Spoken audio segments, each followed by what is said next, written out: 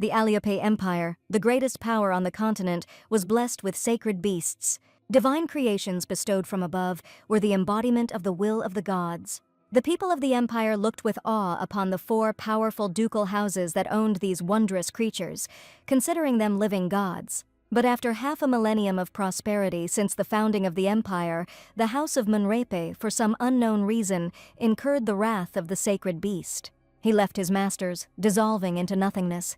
Duke Munrep, having accepted the full weight of his guilt, agreed to be imprisoned in a high tower. His young son, Evander Munrepe, became the new duke. With the loss of the sacred beast, the influence of the house of Munrepe inexorably faded. The voices calling for them to be deprived of their former greatness grew louder and louder. People said, how can a family deprived of divine protection be called ducal? And they called for only 3 ducal houses to be left, not 4. But the emperor, filled with sympathy for the young Evander, came forward with his own proposal. He offered him to perform an ancient summoning ritual to obtain a new sacred beast. On the appointed day, the great mystery took place, but there were also doubters. So, someone asked if this was not fraught with immeasurable danger. After all, calling on an ancient creature could clearly lead to unforeseen consequences. However, in response, it was noted that they had no choice. The imperial will was unyielding. Nevertheless, there was a risk of awakening something completely unimaginable, and the hearts of many in the room sank with fear. The priest asked if the young master was ready to begin the summoning. He answered in the affirmative, declaring that the shame he had borne until today must be washed away. Evander was determined to take advantage of this last chance, which had been granted to him solely by the grace of the emperor. And whatever monster emerged from this circle, he was ready to subjugate it to his will and make it a new divine beast of his kind in order to return to its former greatness. He gave the order to his soldiers to get ready. Fear ran cold in everyone's veins, but it had to be done. After the monk's staff struck the ground, the duke shouted for the ancient creature to appear. With the second blow, the cry was repeated again. Waves of magic trembled around those in the hall, enveloping them and causing delight and horror at the same time. The young duke stood ready, his nerves strained to the limit. Now he was either doomed or lost. He suddenly felt an unprecedented strength that filled his entire being and wondered how powerful this creature must be, whether he would be able to tame it. But after the loud explosions and streams of magic, something unimaginable suddenly appeared before his eyes. Some little baby with a loud squeak, peep peep, very tiny and small, appeared in front of the soldiers and monks. The duke looked at him and could not believe that everything had really ended in failure. The knights were taken aback but did not dare to say a word, so surprised and disappointed were they. The little creature, even if it was an ancient being, was much smaller than the duke expected, and even cute. However, Evander took up his sword again, remembering that he must not let his guard down. Such creatures can be very strong. He expected that behind the cute creature's mask there might be a powerful force, but the baby sat and watched, continuing to squeal. And suddenly he grabbed his head, not understanding what was happening around him. The baby suddenly thought that he was still sleeping, because just a moment ago he felt the warmth emanating from his mother.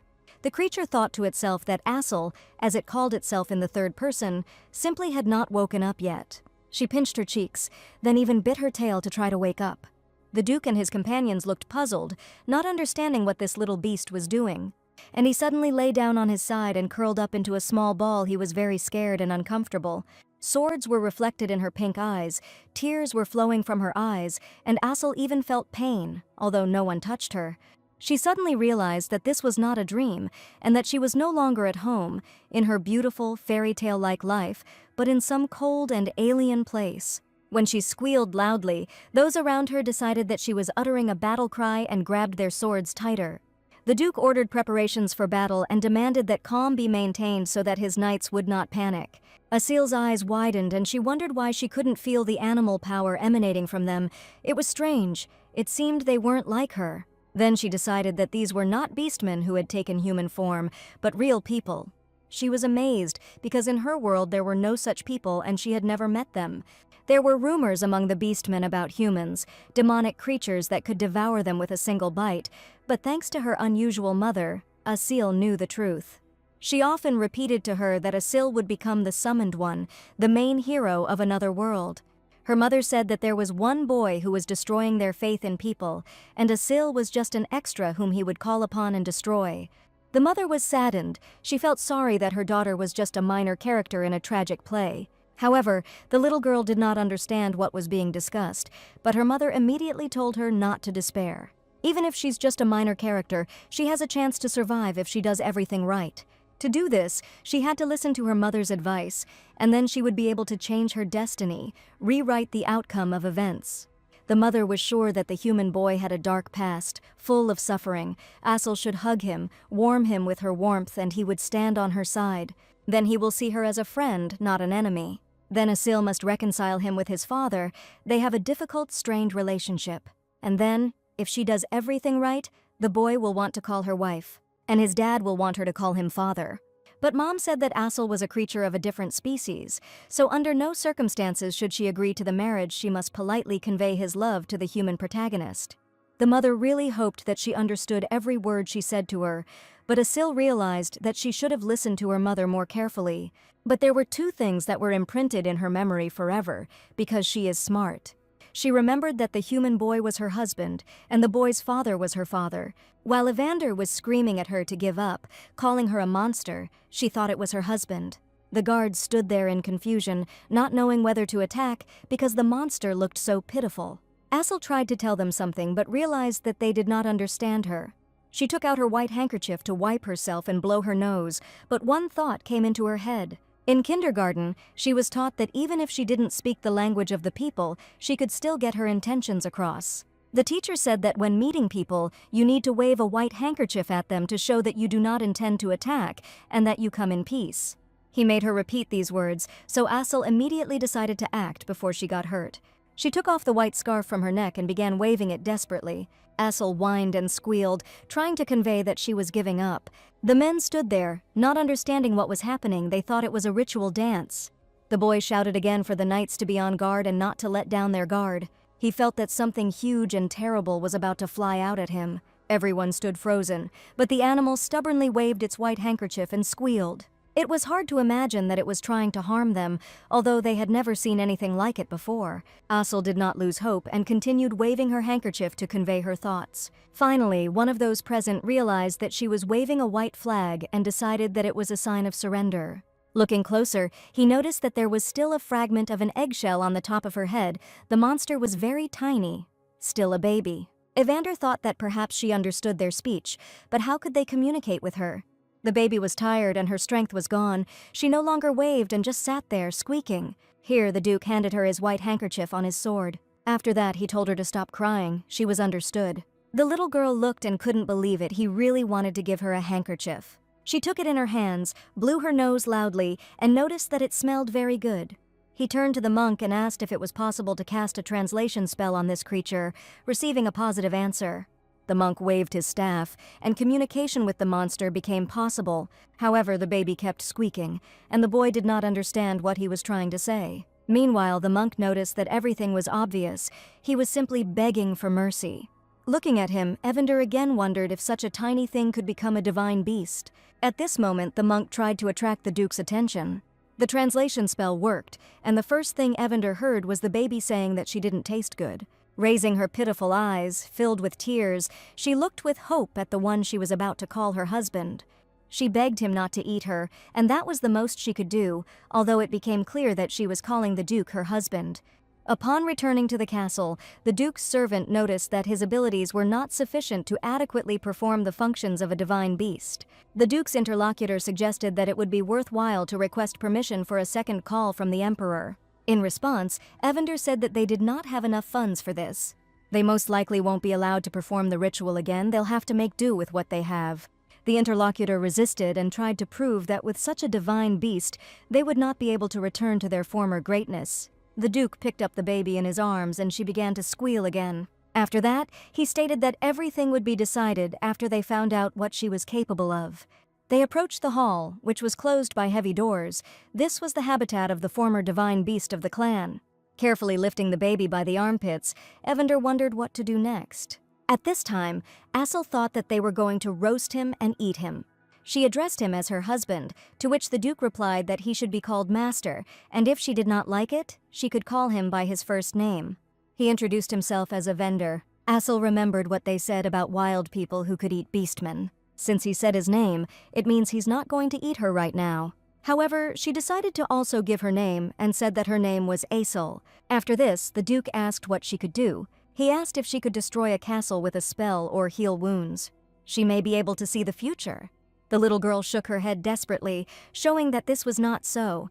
She was still sure that she could be eaten, and again asked him not to do it, calling him her husband. The Duke put his fist on the table and asked what she could do. In response, he heard something rather strange and not at all promising. She said that she was good at climbing trees. She is also an excellent swimmer. It seemed like everything was very bad. It looked like a complete failure. The little girl persistently tried to explain that she did not want to become a fried dragon. She added that she sang well and again said that she was not tasty, so that he should not eat her, and again called him her husband. As a result, he expressed disappointment and said that he was not her husband. The little girl was frightened. She realized that her chances were getting smaller, and upset, she folded her paws and cried again. At this moment, there was a knock on the door and an announcement that food had been brought, as the Duke had requested. He ordered the servants to enter, after which he remembered that he had given orders in advance regarding food, in case the hungry monster suddenly became uncontrollable. At that moment, a servant entered with a tray. However, as soon as he lifted the lid, Aesol was horrified. She screamed loudly because a living creature was brought to her. It was rabbit, generously sprinkled with various spices and surrounded by vegetables. Seeing the monster's indignation, the Duke asked if it was really too small for him, and that if he wasn't full, they could bring him more. After this, he added that he was not going to take food away from the monster, and he could eat. However, the little girl said that the bunny friend was not food, and the Duke was surprised. She realized that people were truly dangerous creatures and that she needed to run away immediately. Aesol immediately jumped off the table. The Duke noticed that it was dangerous, but she no longer listened to him. She decided that she could return home if she left the room with the barrier. So she boldly and decisively headed towards the door. She just needed to get out of the room. Then she could use the spell to return to the Beastman world. The handle was too high. She couldn't fly yet, but she tried to open the door with her own strength. At this time, the Duke watched in bewilderment at what the monster was doing. One of his interlocutors said that he was too cute to be a divine beast. The Duke approached her and called her name, but she only looked back in response. Aesol thought that she needed to get out of here immediately before he grabbed her. She needed to return to the forest, to her mother. She used all her strength to push the door, but it didn't take much effort. She was immediately thrown back by the flame that burst out of her mouth at the wrong time. She felt awkward. She thought that now she would definitely be roasted for trashing everything around her. The people around stood and wondered if this little monster had really destroyed the orichalcum doors. It was impossible, and no one could do it. The Duke headed towards her, but he was already beginning to fear the situation. He asked if the monster had just breathed out fire. At that moment, the little girl was very scared, didn't know what to do, and didn't want to answer. Now she's definitely in danger of turning into a barbecue dragon. At this time, guards approached them, asking what was happening in the middle of the night. They couldn't believe that the little monster could break through such strong doors, and wondered how much strength he really had. However, it was decided that until the renovation of this room, which was planned to be given to her, was completed, she would be located in another room. The little girl sat on the floor, completely upset, hugging the little bunny. She thought that everything wasn't so bad, at least she hadn't been fried, and her bunny friend was still alive. Aesol still couldn't understand why everyone was so scared, and because of them, she herself was scared. Perhaps they were afraid of her because she was a strong dragon. However, she noticed that the mana density in the human world was too weak, and under this state of affairs, she would soon be unable to cast the return spell. Until her mother comes to pick her up, she just needs to survive and not become someone's food, after which she began to search her secret space for what she needed.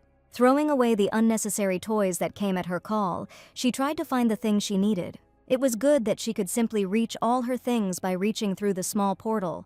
She finally found what she was looking for, a book she had taken from the library with her mother, which described how to survive when meeting a person.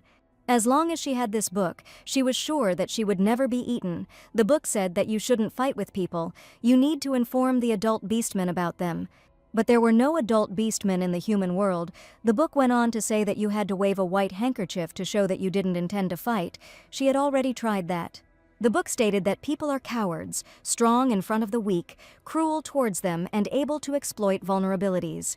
Even if she fails to put up a defense, she should never be afraid, but instead act fiercely so that people do not look down on the children of the beastmen. The little girl really liked this last point, and she decided to do just that. She shouted loudly that she was now a fierce dragon. Assel made the most ferocious face. Even the bunny got scared. Then she practiced looking menacing some more, because she really liked it. The bunny was tired of boredom and decided to rest a little while the dragon was having fun. At this moment, new characters appeared in the hall. One man asked menacingly why he had not been informed earlier, and was told that the Duke had ordered it to be kept secret until the situation had calmed down. Soon they approached the room where Assel was, and the man asked if this monster was dangerous. The little girl, happily tired after long images of the wild dragon, watched the two men. She thought that one of them was the assistant she saw yesterday with her husband.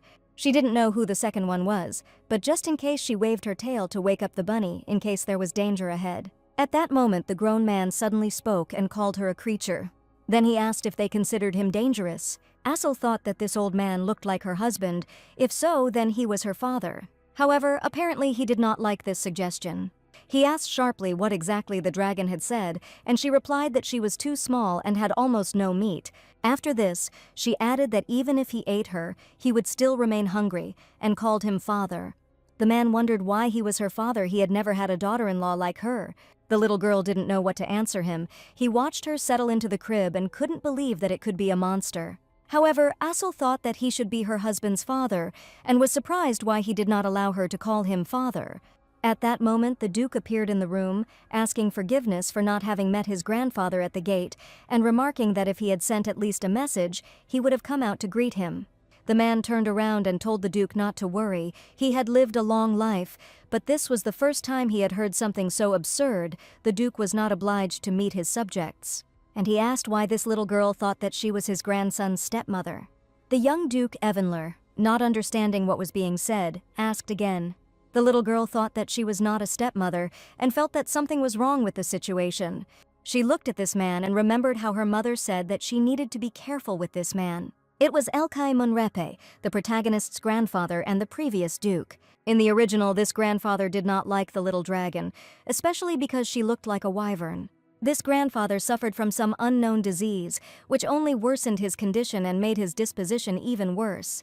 The little girl looked at her grandfather and thought that he looked well, despite the fact that her mother said that he was sick. At that moment, Lord Elkai turned to her and asked what she could do, what superpowers she had. He asked if she had great power, if she was able to control magic. The little girl said again that she can climb trees and swim well, and also sings well. There were people standing around, and she realized that the matter seemed very serious again. However, she decided to try to convince this man by talking about her merits and how wonderful she was. Assel was sure that she had convinced him, although he looked at her coldly and emotionlessly. He said he didn't know why she was lying, but the Duke intervened. The little girl indignantly said that she had not lied, but Evander decided to tell his grandfather everything himself. He reported that she was breathing fire yesterday. The little girl was very surprised that there were dragons that could not breathe fire, although this only happened once when she breathed out flame. Assel herself couldn't believe that she had succeeded because she was too scared. However, when the Duke added that she had destroyed the orichalcum doors with this fire, the grandfather was surprised. The little girl was outraged that her husband had snitched and decided that they would definitely be turned into grilled meat now. The man thought for a moment and made some strange whining sounds that seemed to express doubt. He said that the dragon might look like a pathetic little bug, but it was worth checking and confirming. The little girl was outraged at being called a little bugger and believed that no one dared to treat the great dragon like that. She expressed her anger by stamping her foot, because such an insult was unacceptable towards the beastmen, who were famous for their strength. She began to breathe menacingly, looking at them as if preparing for a fight. Assel decided it was time to demonstrate the ferocity she had trained for so long, but the man asked why the little bugger was making so much noise. She was called a booger again, and she felt very upset. She thought that her grandfather was underestimating her, and that he needed to be taught a lesson. She imagined herself grabbing him and tears streaming from his eyes. Assel thought about the fairy tale black dragon she had read about and decided to kidnap her grandfather to teach him a lesson. After this, he will never dare call her a little brat again and will beg for mercy. Assel began to plan an operation to kidnap her grandfather, and a bunny was assigned to help. He turned out to be a very smart and competent assistant who shared her anger. The little girl went down the corridor in search of the room where her grandfather was. Her first step is gathering information. She needed to follow her grandfather and find out his daily routine. She noticed two men who were saying that Lord Elkai called her a pathetic little brat. This offended her greatly, and her determination increased. The bunny tried to stop Asil, but she shouted at him indignantly. She was sure she couldn't allow anyone to treat a real dragon like that. The men then discussed that if the Lord asked her to bring him fresh strawberries, then perhaps he did not hate her so much, since strawberries were expensive. Asil heard this and was surprised that he had really prepared strawberries for her. After all, the one they ate last time simply melted in their mouths. Could there really be anything tastier? She couldn't believe it, but she immediately shook her head harshly. At the moment, strawberries were not the main thing. She had her own plan, but thoughts about berries still wouldn't leave her head. She wrote down her plans for punishing her grandfather in a notebook, and together with her bunny friend, she combed every room of the estate day after day. Asil hadn't been everywhere yet, but she needed to understand how life was organized in this house. She continued to observe to identify possible paths her grandfather might take. When she had collected enough information, she slammed the notebook shut with satisfaction. At that moment, the maid began to clean the room, and Asil thought that all that remained was to wait for the right moment and strike. Everything seemed to be going perfectly, but her diary was lost, and the little girl fell to the floor and cried with grief because everything was lost. At this moment, the servant turned to the Duke. He showed a small notebook on a tray and said that one of the maids had found it during the morning cleaning. The servant remarked that, judging by its size, the notebook must have belonged to Lady Asil. The Duke took it in his hands and asked where it was found. The maid explained that it was in the corridor of the western living room during cleaning. She assumed this because the notebook was lying right opposite Asil's room, and the Duke thought it would be wise to take a peek there. The diary was difficult to understand, but it was clear that its owner had wandered around the estate quite a lot. The notebook contained various caricatures, executed unevenly and clumsily, but the Duke noticed that all the drawings, despite this, were full of cheerfulness. He smiled, satisfied with this, and thought that Asil had settled into the estate, which made him very happy. Inside, he was worried that the baby might not get used to this place. In the evening, a thunderstorm began, lightning flashed and split the sky. Asil thought that the operation to kidnap her grandfather with her participation had completely failed. She couldn't understand how she lost the notebook. The Duke, approaching her room, noted that the little girl looked depressed, perhaps because of the rain. But Asil remembered that her grandfather had invited them to dinner, and she might be able to get more information. Besides, fresh strawberries couldn't help but please the little dragon. Seeing her cheerful look, the Duke decided that perhaps he had been too worried. She looked cheerful, but he didn't know her real reasons. The bright, sweet strawberries were reflected in her eyes. The Duke could tell from her exclamations that this little girl loved tasty food. She was so happy that she seemed ready to faint with joy. The Lord looked at her and thought that everything was going as he had expected. But every time she looked at her, she still looked like a pathetic little bug, which made Asil indignant. She screamed again that she shouldn't be called that, and the Lord remarked that such topics shouldn't be discussed at the dinner table. The little girl thought that he himself started talking about boogers first. Lord Elkai called her insolent and asked her to explain whether he had any good reason to keep such a creature near him. The Duke noted that she did not usually behave so boldly and suggested that the rainy weather could be the reason. He carefully ignored the fact that Asil was irritated by his grandfather's words and said that he wanted to think everything through carefully. Evander asked for some time, and his grandfather remarked that he very much hoped the Duke knew what he was doing. The grandson promised that he would not disappoint him, but his grandfather's gaze remained menacing. At that moment, Asil was enjoying delicious sweets. She even started drooling with pleasure, and the Lord wondered if Asil was really being tipped for the role of the divine beast. He wondered if their race had become so impoverished that they would never regain their former glory. Although he couldn't help but notice that the baby was eating with an enviable appetite. If she continues like this, her cheeks might burst. But fortunately, he didn't say it out loud, otherwise Asil might have gotten angry again. The grandson remarked that his grandfather had probably missed his walk in the garden because of the rain today and was planning to go tomorrow. Lord Elkai said that before winter he needed to properly enjoy the autumn air. In his condition, it was necessary. Asil realized that her plan might not have failed entirely. The Duke expressed a desire to go with his grandfather, but the latter remarked that this was not necessary, as he had heard that his grandson was already working late. He at least needed to get some sleep, and Evander meekly agreed. Asil thought that perhaps her grandfather only went for walks early in the morning, which gave her a new chance. She noted that her detective skills were simply amazing, and tomorrow in the garden she would have an excellent opportunity to take revenge. There was only the second step left: wait for the right moment and kidnap him. To do this, the little girl hid in the bushes, waiting for her grandfather to appear. Quite a long time passed, a whole 10 days. Lord Elke, as usual, was walking in the garden early in the morning. A servant reported that he looked well, but received the answer that this was hardly true. He still couldn't calm down and tried to speak, calling Asel a creature. The Lord noted that at first he mistook her for a baby wyvern, but upon closer inspection he saw in her more like a mutated lizard. His interlocutor said that if it was just a small reptile, then there was some meaning to it. Grandfather noticed that when she ate strawberries, she bit off tiny pieces, and her little face, smaller than his palm, chewed in such a funny way. He couldn't help but notice that she was really very funny. Even his grandson always called him Lord, but this little girl calls him Grandpa. He remembered how she said not Dad, but Grandpa. She also has a strange habit of waving the shells on her head, as if she were saving them especially for soup. Lord Elkai suddenly became cheerful and noted that despite everything, she was a very funny little creature. His interlocutor thought that he seemed to have already begun to love him. Perhaps it was because Lord Elkai had spent most of his life in battle, had never been close to his children, and even his only grandson had grown up too quickly. It was obvious that the Lord was not immune to charm, despite the fact that he was, after all, just a lizard. At this point, the grandfather asked if Beyonce had returned yet, and the answer was that he would arrive immediately after completing the task. He chuckled and said that this was complete nonsense. This fool had no sense of priority at all. He should be the eldest in the family, but when the so-called ancient monster awakened, he didn't even show his nose. After that, he said to tell Beyonce to drop everything and come here immediately. At that moment, they heard a scream and saw Asel running towards them. The older man was a little surprised, but she seemed friendly on the outside.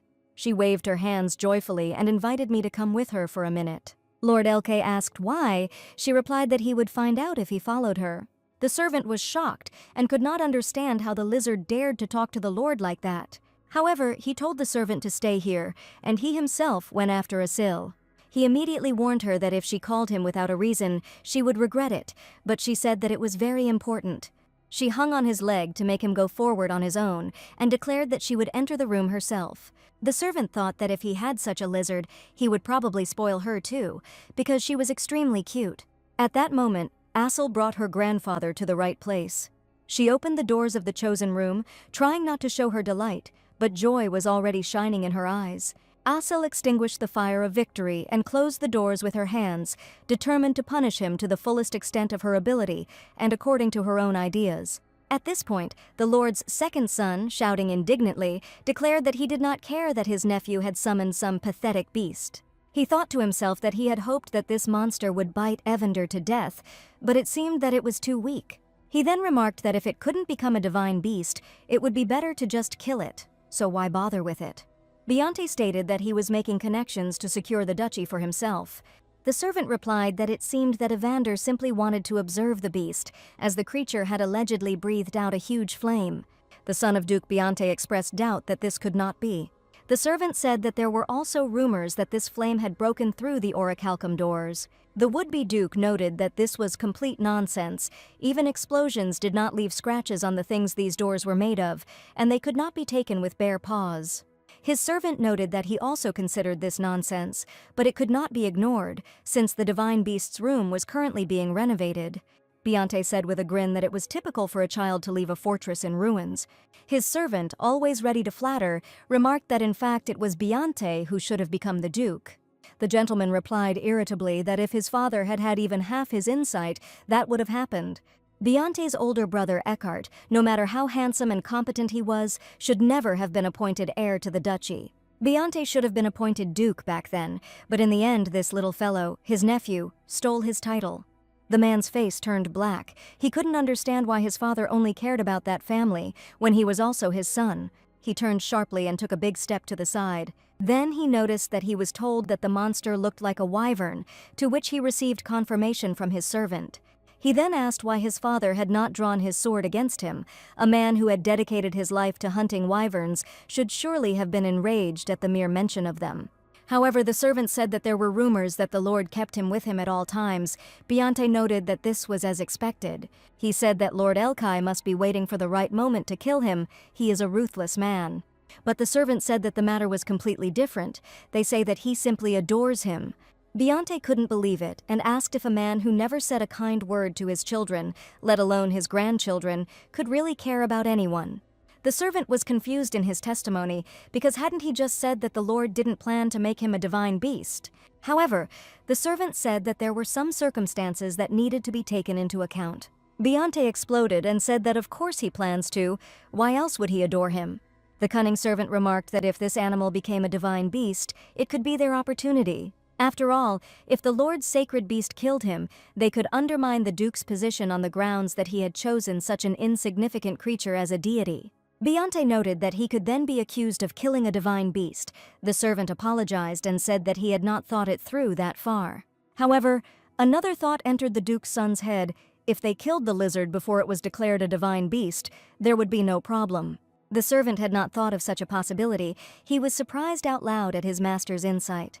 Beyonce ordered him to send word that he himself was delayed, so he would send his divine beast first. The servant began to understand his master's insidious plan. When his divine beast arrives at the castle, just like last time, something irreparable will happen. That big bear did a lot of damage back then. Beyonce said that everything was correct. The servant should stage his escape. Let it seem that the bear had broken free. It was necessary to direct him to the lizard's favorite path. The servant asked what would happen if the Duke, after losing this creature, suddenly called for another. His master replied that he hardly had that much money, and he was right. Sipping the wine he loved to quench his thirst with, Beyonce thought his plan was quite good. He noted that once the creature died, there would be no evidence of its involvement. At this point, the grandfather indignantly asked if the little girl had really called an adult for such a useless purpose. However, his hands were already tied, and Asil said that she would show him something. He sat tied up on the floor, and Asil sighed with satisfaction. She decided to show him her terrible appearance. As he unwound the ropes, the Duke asked why she had tied him so tightly, but she screamed at him not to untie himself. Looking pleadingly into his eyes, she explained that she had tried very hard. Asil was outraged by his behavior. As a prisoner, he did not show any respect to her, and went to discuss what happened with the rabbit. Grandfather looked and could not understand what they were whispering about. At that moment, both of them climbed onto their grandfather's lap, although he tried to look indignant. Lord Elkai told them to go down, but Asil was not happy. He noted that there were plenty of other places to sit, but the little girl declared that this was her place. When Grandpa touched Asil's tail, he thought it was so soft, he expected it to be covered in scales and hard to the touch. So soft that it couldn't be compared to the skin of a wyvern, the little girl at that moment tried to demand that her grandfather sit still. He looked at her and suddenly began to understand that he could forgive her everything in the world. She has such a clear voice, she probably sings very well. Then I thought it would be interesting to see her play with the ball with her short paws. He remembered her saying that she was good at climbing trees, and that perhaps she could gather some acorns for him. Looking at her with a tenderness he had never felt before, he stroked her little head. Asil thought that finally her grandfather was not moving, and now she would show him. She came down, lay down on the ground, and tried to look as fierce as possible. At that moment, the maid came in and said that it was time for young Mrs. Asil to have a snack. Lord Elkai felt disappointed because he had started to enjoy the game, but the little girl had completely switched over to strawberries. She turned to him and offered her grandfather something to eat, although she herself wanted to eat it as quickly as possible. But Asil remembered how the teacher said that adults should eat first, and turning to the rabbit, she said that children eat later. Lord Elkai said he would try a little and added that they should eat quickly. As Asil nibbled on the strawberry little by little, she thought that her grandfather had eaten the whole berry in just one bite. Lord Elkai did not like this berry, but admitted that it was now quite edible and did not notice how, following one berry, he sent all the others into his mouth. Meanwhile, the basket was completely empty. This really upset the little girl. She wanted to give him a treat, but he didn't leave her anything. And her plan to kidnap didn't work. The strawberries ran out. She was completely upset and wanted to be alone. As she walked down the hallway, she thought that she had kidnapped her grandfather in vain, and that she had a very small mouth, so she could not eat quickly. And because of this, she was unable to show her fierce and terrible dragon form. At that moment, she heard a conversation about an upcoming disaster. Lord Beyonce's sacred bear beast was about to arrive soon. He was already breaking out, and then everyone almost got into great danger. Asil did not understand what kind of bear they were talking about and who Beyonce was. One of the maids remarked that the Duke could simply forbid Beyonce from entering the castle, to which another replied that this would be very difficult, since it was impossible to impose restrictions on sacred animals in the Empire. The girls decided that they would have to be careful for now, and Asil wondered if bears were really that scary. Then she decided that if she taught a lesson to a bear that people were afraid of, she would be considered an even more terrible creature than the bear. It was a completely feasible and new plan that could finally make her a fierce and terrible dragoness. A few days later, the sacred beast bear arrived at the castle. Sitting at tea with Asil, the Duke noticed that the bear was now sleeping and seemed calm, but it was better to be careful. Therefore, she had to walk with the guard knight for now. The little girl thought that she could handle him alone and became offended, deciding that her husband considered her a small child. At that moment, someone entered the room. He introduced himself and said that he was a guard knight who would be escorting the young lady Asil, and asked to be called Dylan. The Duke said he was just in time. Asil thought that the guard didn't need to be here. He was superfluous. She introduced herself to him by name so that he would not call her a sacred beast, and remarked that she could take care of him. The little girl looked at him and wondered if it was to her advantage to have a witness. Most likely, yes, because then he will be able to tell everyone that the young lady Asil defeated the bear and dealt with him very ferociously. He will spread rumors around the area and everyone will know that Asil is a terribly scary dragon. The little girl liked this idea and decided not to object to the knight. However, she noticed that he was actually shaking. Dylan thought to himself that he had been appointed as the reptile's guard knight. He had been injured by a lizard bite as a child, and now he had to guard her. It had to happen like that. But he was a knight, and not a bad one. But if he is fired, he can be kicked out of the family.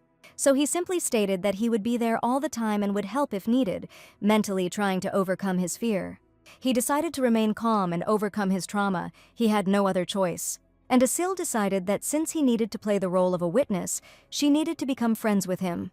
The knight turned and walked away, and she followed him. He asked where she was going. Asil replied that he should not pay attention to her. She decided that she could train with the knight, but the consequences were dire. Dylan was shocked when he saw her destroy the training ground. She did it easily, playfully, without realizing that she was destroying everything. It was clear that she was enjoying it, but the scale of destruction was incredible. Dylan couldn't believe that such a little girl could do all this. She repeated all his movements, including kicks. The knights who approached began to ask who had caused the destruction on the training ground and how they could train now. Dylan was confused when he was told that the one he was guarding was a real troublemaker.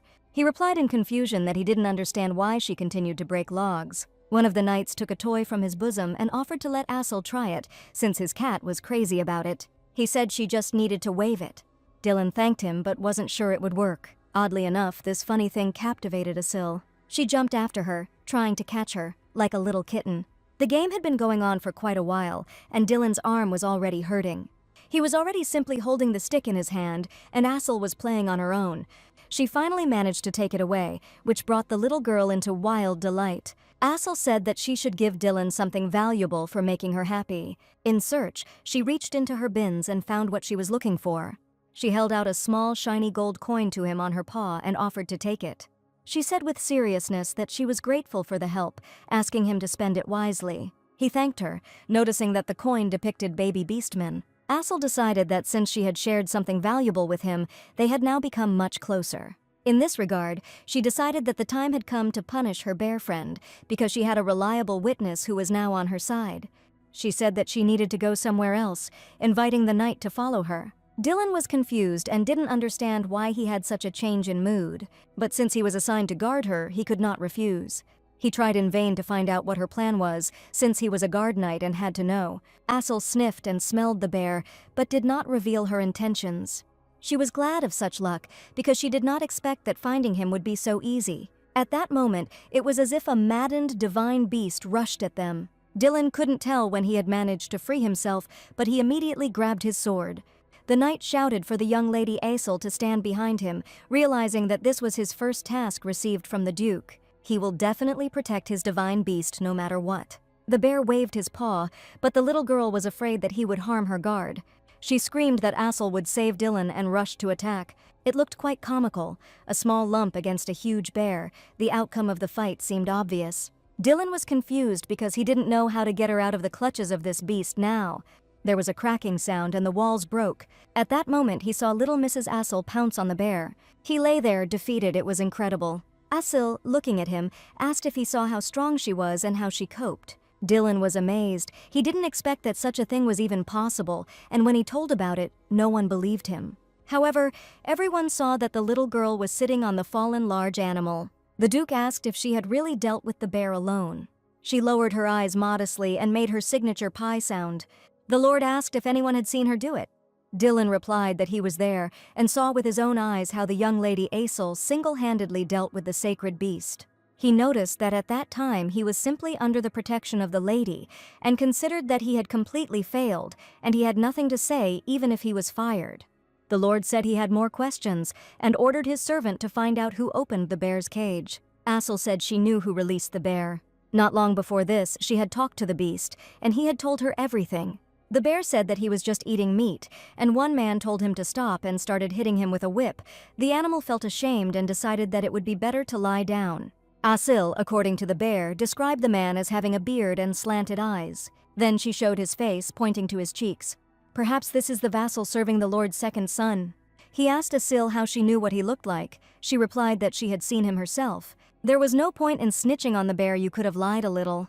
Dylan asked skeptically if she really meant to say she saw it from that distance. However, Assel did not lose her composure and confirmed that this was exactly how things were. Lord LK gritted his teeth at that moment, showing his displeasure with his second son. He ordered his servant to immediately convey the order to Beyonce to come to him if he wanted to avoid an untimely death.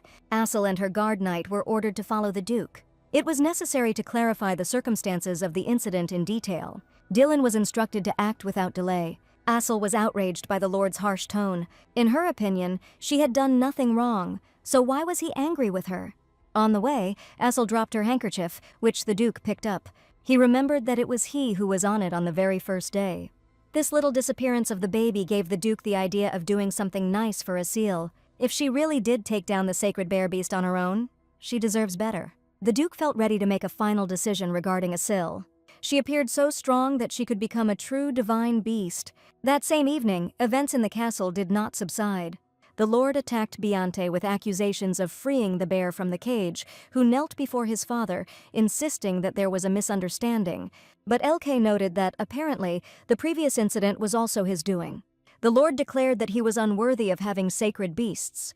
He gave his son 3 days to hand them all over to the young Duke Evander.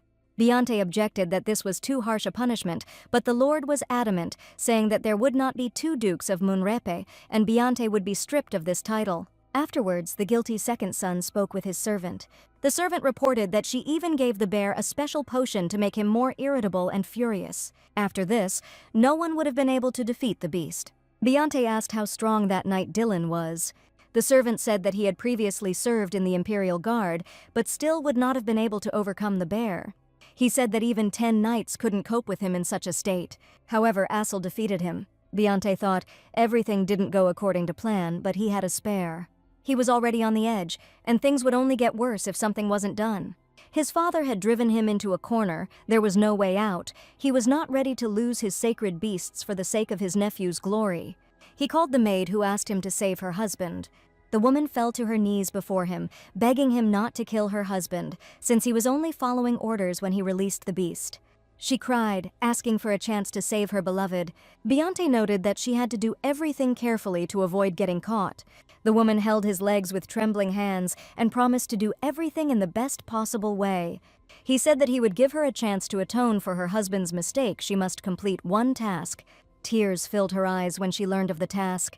In 2 days, he will have lunch with his father. The woman will have to replace the bottle of wine that he gives her. So she must kill the Lord. No one must see this, otherwise she will suffer the same fate as her husband. At this time, Assel was persistently looking for her handkerchief, which she had dropped somewhere. She rummaged through the pillows with a sad look.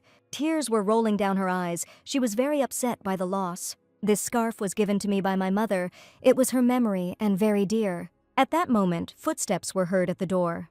The Duke asked permission to enter, and Assel, crying, gave her consent. He quietly opened the door, trying not to make any sudden movements, sensing her upset.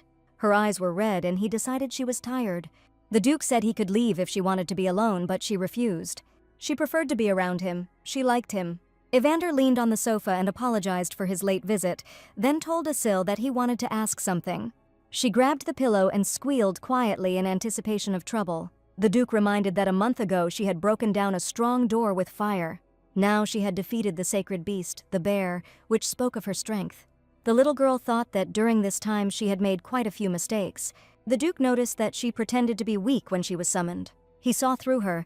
Now she definitely won't escape punishment. Could it be that what he is saying now is a new plan to lull her into a false sense of security and catch her? Asil was a very smart dragon and was not easily fooled, so she said she gave in then. The Duke suddenly smiled his soft smile and thanked her. After this, he extended his hand to her, in which was a small cloth. He said he found what she dropped, and Asil was delighted. It was her favorite handkerchief. The Duke noticed that it was very dirty, and he had something else for her. He found a similar scarf for her, but if she didn't like it, she didn't have to take it. The little girl smiled and said that she liked him, again calling the Duke her husband. She thanked him.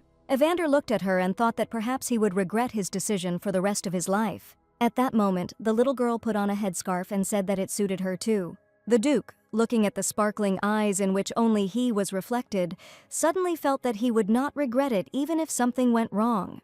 He clenched his hands and thought that before he would have first carefully tested Asil's strength and then made a decision, but not this time. Evander spoke strange words. Do not cry because the night sky is dark, for there is a blessing of moonlight that illuminates your path. This is how he tried to calm himself, because the entire duchy depended on his decision. After this, he took a step towards Asil and knelt down on one knee. He stated that as the head of the family, he asks Asil to become the new divine beast of this family. Asil asked in bewilderment what a divine beast was. The Duke explained that this is a symbol of the strength of each family. He lives side by side with its head and becomes a universal idol. If she could, Asil would have whistled, but she only made a long pie sound.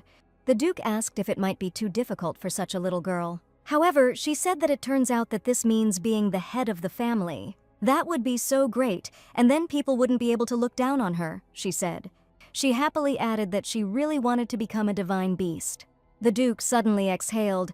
This conversation was one of the most difficult in his life, and placing his hand on his chest, he promised that he would fulfill any of her wishes. He said he swears by his name. Asil did not fully understand the solemnity of the moment, but she liked this proposal. She touched his sleeve with her small paw and uttered an unexpected phrase. She said, "Then let him marry her." The little girl waited impatiently for what he would say. However, he was amazed by this proposal and asked again. She repeated the request again. Then he asked her, confused, if she really liked him. Asil declared that she did not love her husband, which left him in extreme shock. He asked why she wanted to be with him then. Asil replied that her mother told her so, that the boy who called her was her husband. She said she still doesn't understand why her mother told her to call him that, but she always told the truth. In the world of beastmen, marriage is when beastmen who like each other live together. That's why Asil has 5 dads. The Duke, of course, did not expect this, but he had to make a decision. He thought about it, and then said that he too was facing a marriage of convenience, and he could understand this. His mother died when he was born, so he didn't know her. If he had a loving mother, his father might not have lost the divine beast. Then their family would not have fallen into decline. Everything would have been different. He thought that most likely no one would love him because he had ruined his family by the fact of his birth. Therefore, he believed that the only way to save her was to accept the political marriage proposal from the third princess. Although he dreamed of marrying for love as his parents did, fate decreed otherwise, and he was faced with a marriage of convenience. He said that such a marriage is also a marriage, and he is ready to marry Asil, who was confused and said that this does not mean that she does not like her husband. The Duke looked at her in surprise, waiting for her to say more. Asil said that among all the people she knew, she liked him the most. Evander thought for a moment and asked how many people she knew in general. The little girl hesitated before answering, and the Duke waited expectantly. She counted on her little fingers and finally said the exact number. Asil said that she already knows 10 people and can say with certainty that among them, she likes her husband the most. The Duke was surprised. He didn't know that there were no other people in the beastman's world, but this was even better. He laughed. The laugh was loud and cheerful. She couldn't help but support him and laughed too. Evander said that if she wanted it that way, they would get married. Since the divine beast, the protector of her family, so desires it, he will not resist her.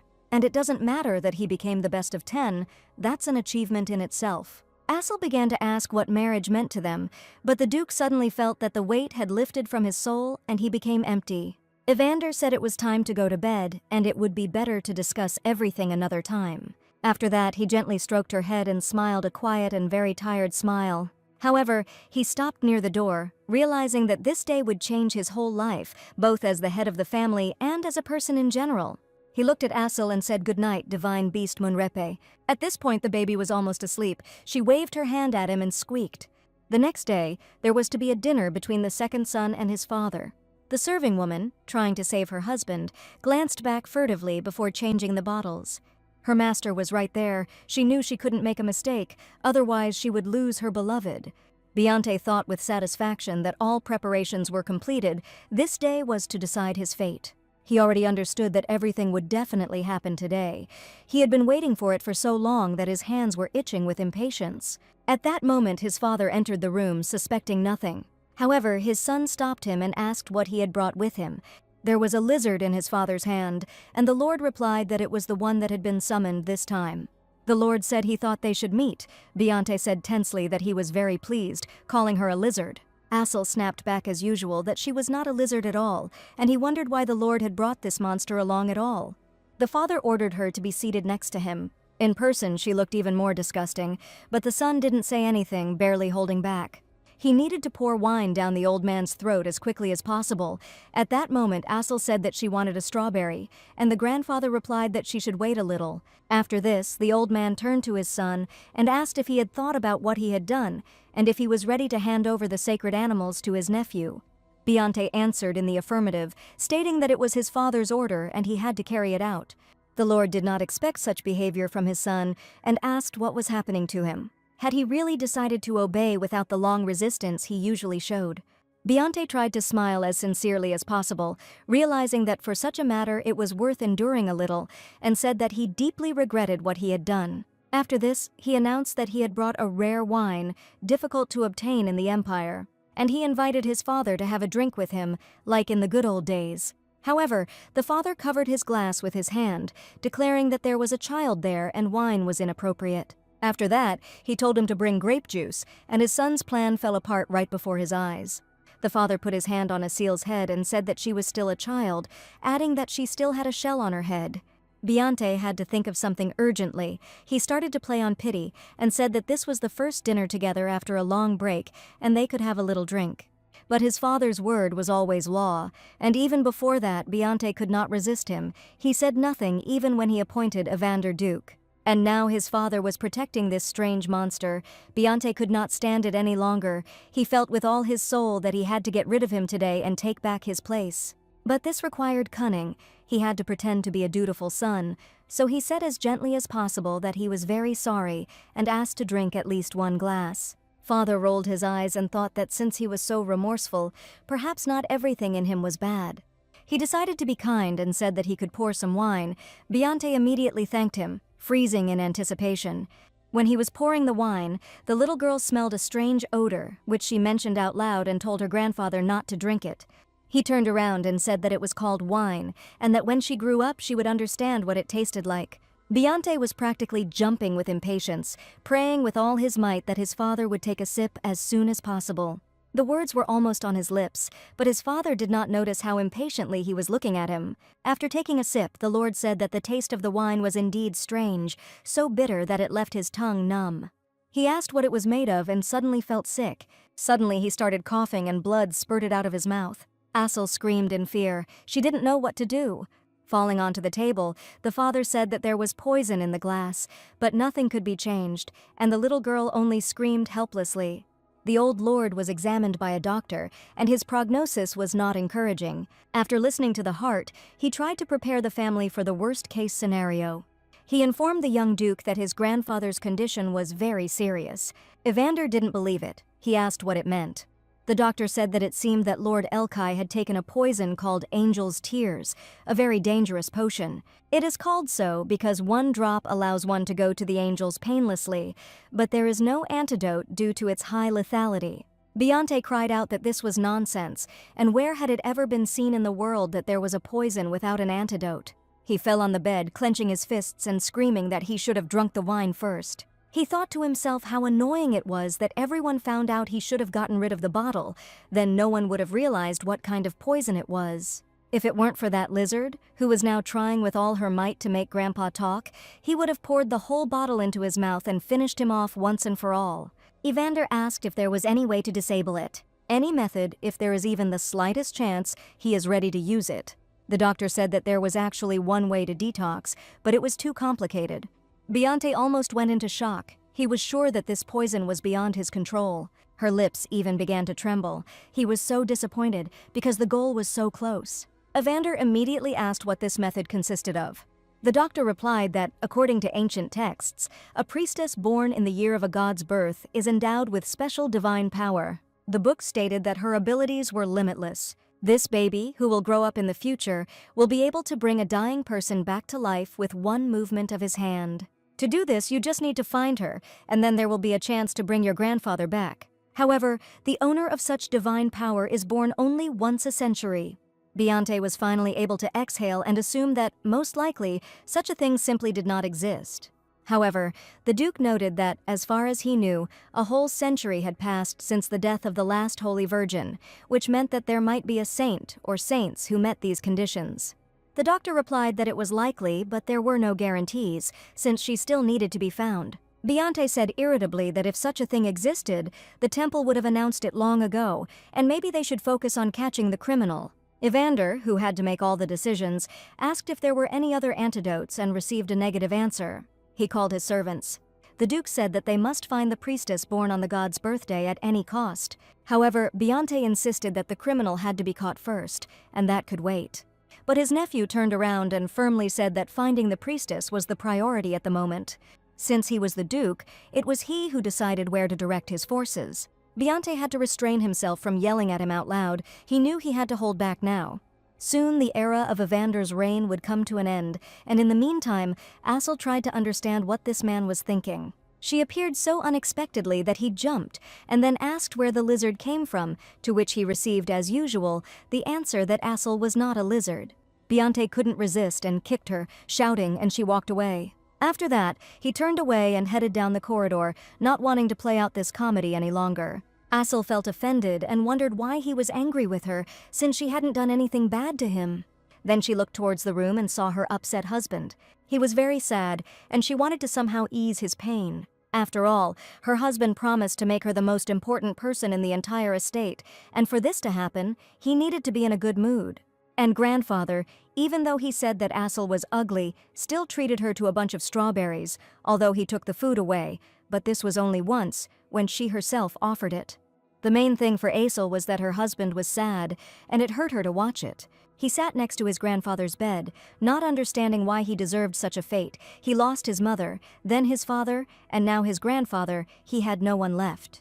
Assel also became very sad. She saw how sad he was and wanted to fix it.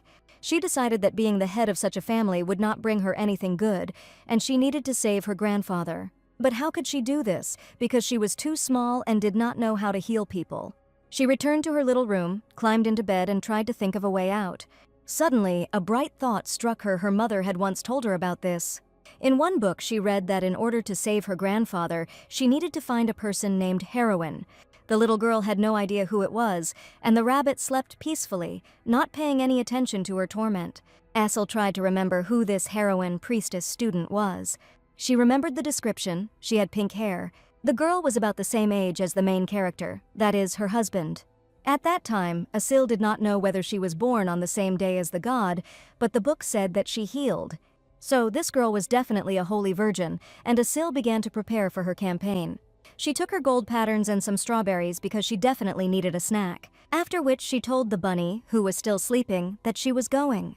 She rushed forward so resolutely that she didn't even think about where she should go or what she should do. But in the middle of the corridor, this thought crept into her head, and she stopped. She didn't know where the heroine lived or how to get out of the castle, which she never left. Lost in thought, she hid in a corner and began to squeak as usual. This helped her think. At first, she decided that she could ask her husband for help, but she changed her mind because if the heroine suddenly couldn't heal her grandfather, he might be disappointed.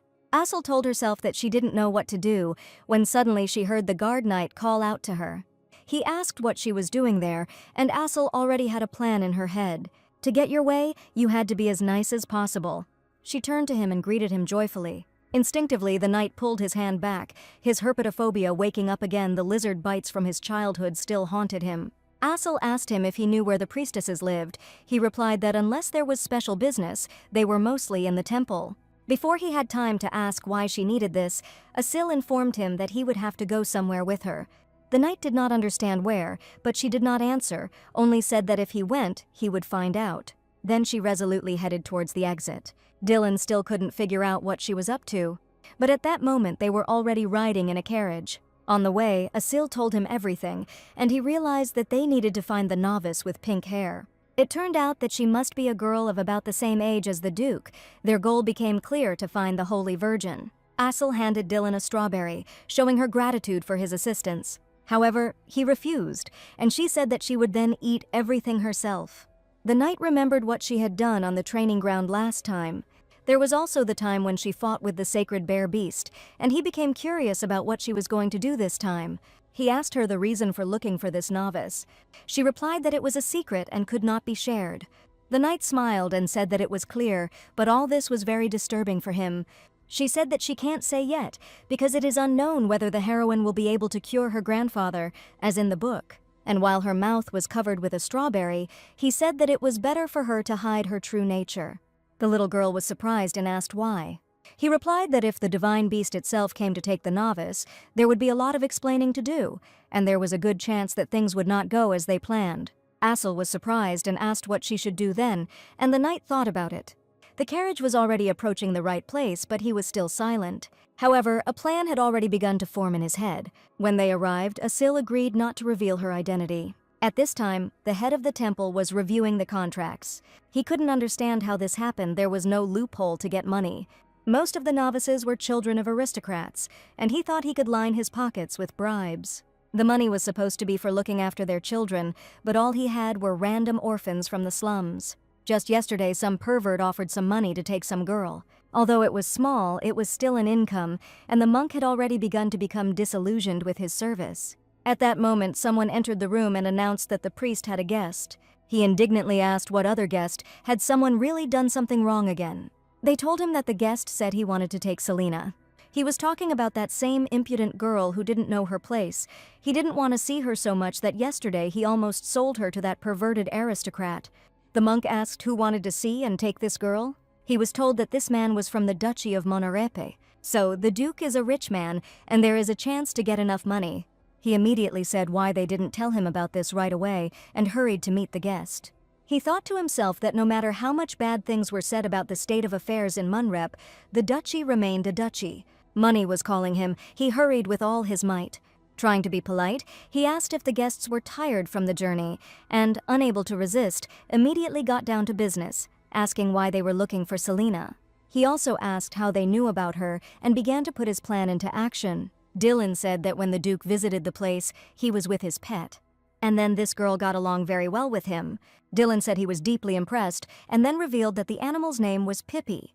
The priest decided not to get lost and said that Selena was a very kind and smart girl, but unfortunately, there was already someone who wanted to take her away. Perhaps they needed another girl. Asel said that there was no other person and tried to make sure that only the knight heard. The priest admitted that since they both wanted the same girl, he didn't know what to do. Waiting for him to finally be offered good money, the knight began to understand what he was getting at. At that point, the priest said that they knew the church put the child's interests first. And where does this happiness come from? He asked. The knight did not know and could not answer this. The priest, without embarrassment, said that it came straight from the money.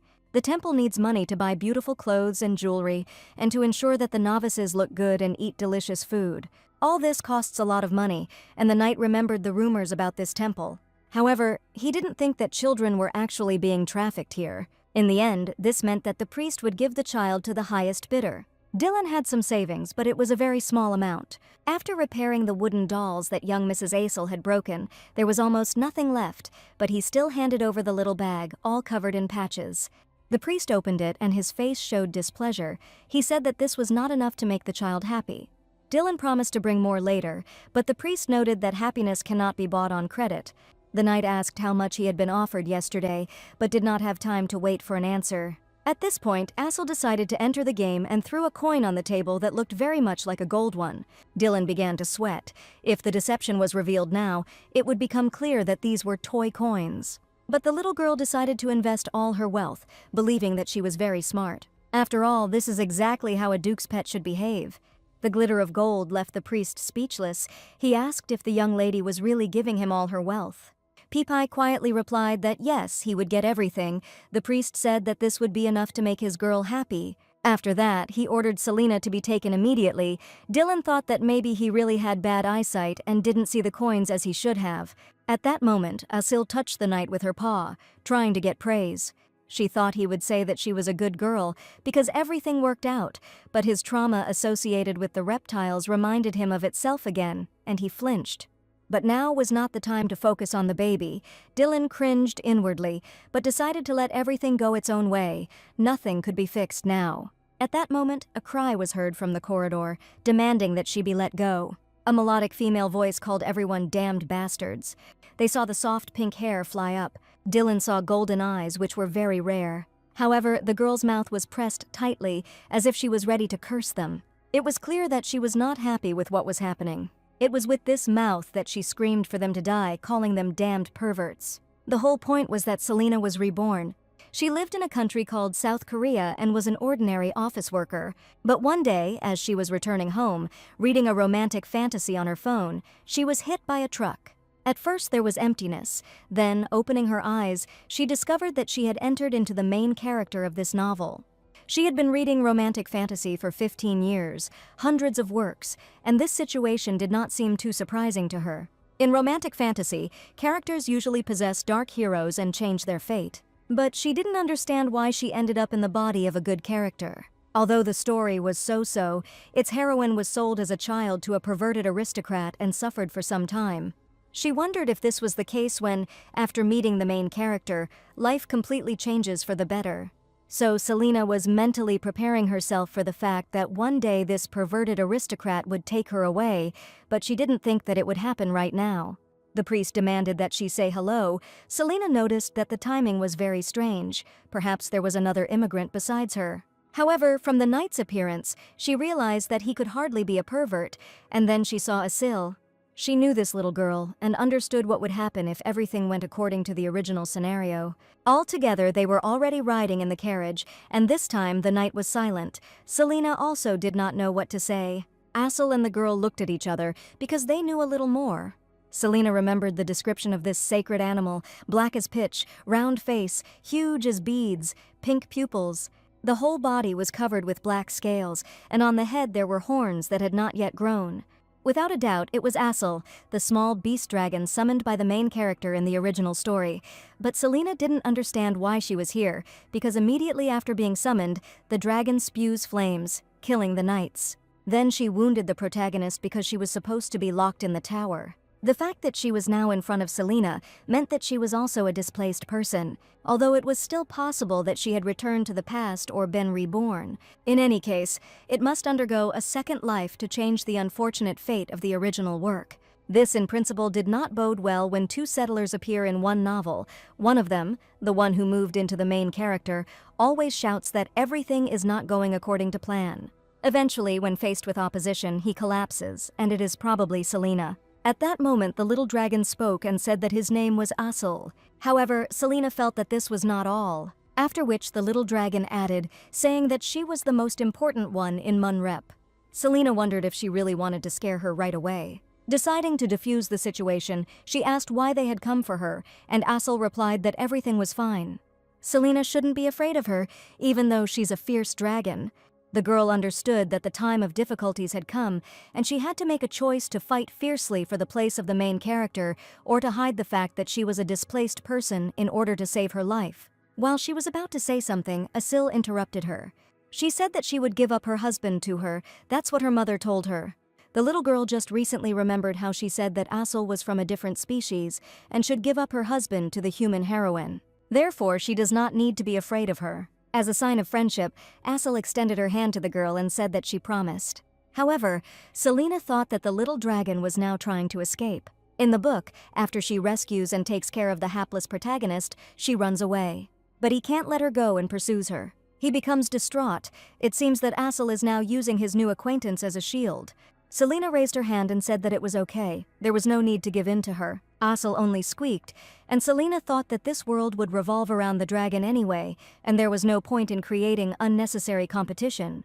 After all, it could even put her life at risk, so Selena already had a plan. From that moment on, she consciously refused the role of the main character. Finally, they arrived at the palace. Asel, tired, climbed onto her grandfather's bed and said that she had come to save him. At this point, the doctor asked if they had really brought the girl from the temple. He remarked that he was unsure whether she would be able to use divine power at all, since if that were known, she would most likely have already taken the position of a mid-ranking priest. And if she had been born on the day of God's birth, she would have been immediately proclaimed a saint. However, realizing why she had been brought here, Selena rolled up her sleeves and pushed the doctor away. She decided that she could use the power and quickly heal this man so that she could go on her way. The doctor was a little surprised by the girl's behavior. She seemed rather rude. And Selena suddenly tensed up, because if she screwed up here, she wouldn't die at the hands of that boy. She will have a completely different death. She will simply be killed by this lizard's paw. She decided that she had to reveal all the power that she had previously hidden, and she tried to tune herself in. After that, she directed rays of light towards the lying man. The doctor was simply stunned. Could this really be divine power? It seemed impossible. At that moment, the young duke prayed for everything to work out. He didn't want to lose his grandfather. Asel looked with admiration and was amazed at how beautifully everything sparkled. Suddenly, Selena realized that she was weak and unable to cleanse her body of the strong poison. If she had lived a few more years, her divine power would have completely restored it. However, in this state, it was beyond her strength. She tried with all her might to knock out all the remaining poison from the man, but it was not enough. Selena desperately wanted to get it done faster, but she understood that she was not yet in danger of freedom. She wanted to escape before it got dark, while there was still a chance to get far away from the temple and these people. At that moment, the man suddenly opened his eyes. The duke trembled all over from the stress he had endured and called out to his grandfather while Asel was crying next to him. The lord asked if he was dead. The first thing he saw was pink-eyed Asel. The doctor finally woke up from his stupor and joyfully said that, on the contrary, he was alive. The young lady Asel had brought a saint born on the day of the god's appearance. Lord Elkai chuckled and said that he now owed his life to the lizard, after which he stroked her head and said that he was glad she was okay. The little girl closed one eye with pleasure and said that she was very strong. Lord Elkai noticed that his grandson had completely fallen apart and said that the duke should not cry. The little boy, who had no childhood, tried to hold on with all his might, but tears flowed and he asked for forgiveness. After this, the lord looked at the girl and asked if it was really she who saved him. She didn't answer, but the doctor confirmed that everything was correct. This was the saint that the young lady had brought. The lord noticed that she seemed to have worked too hard for him and promised to reward her generously.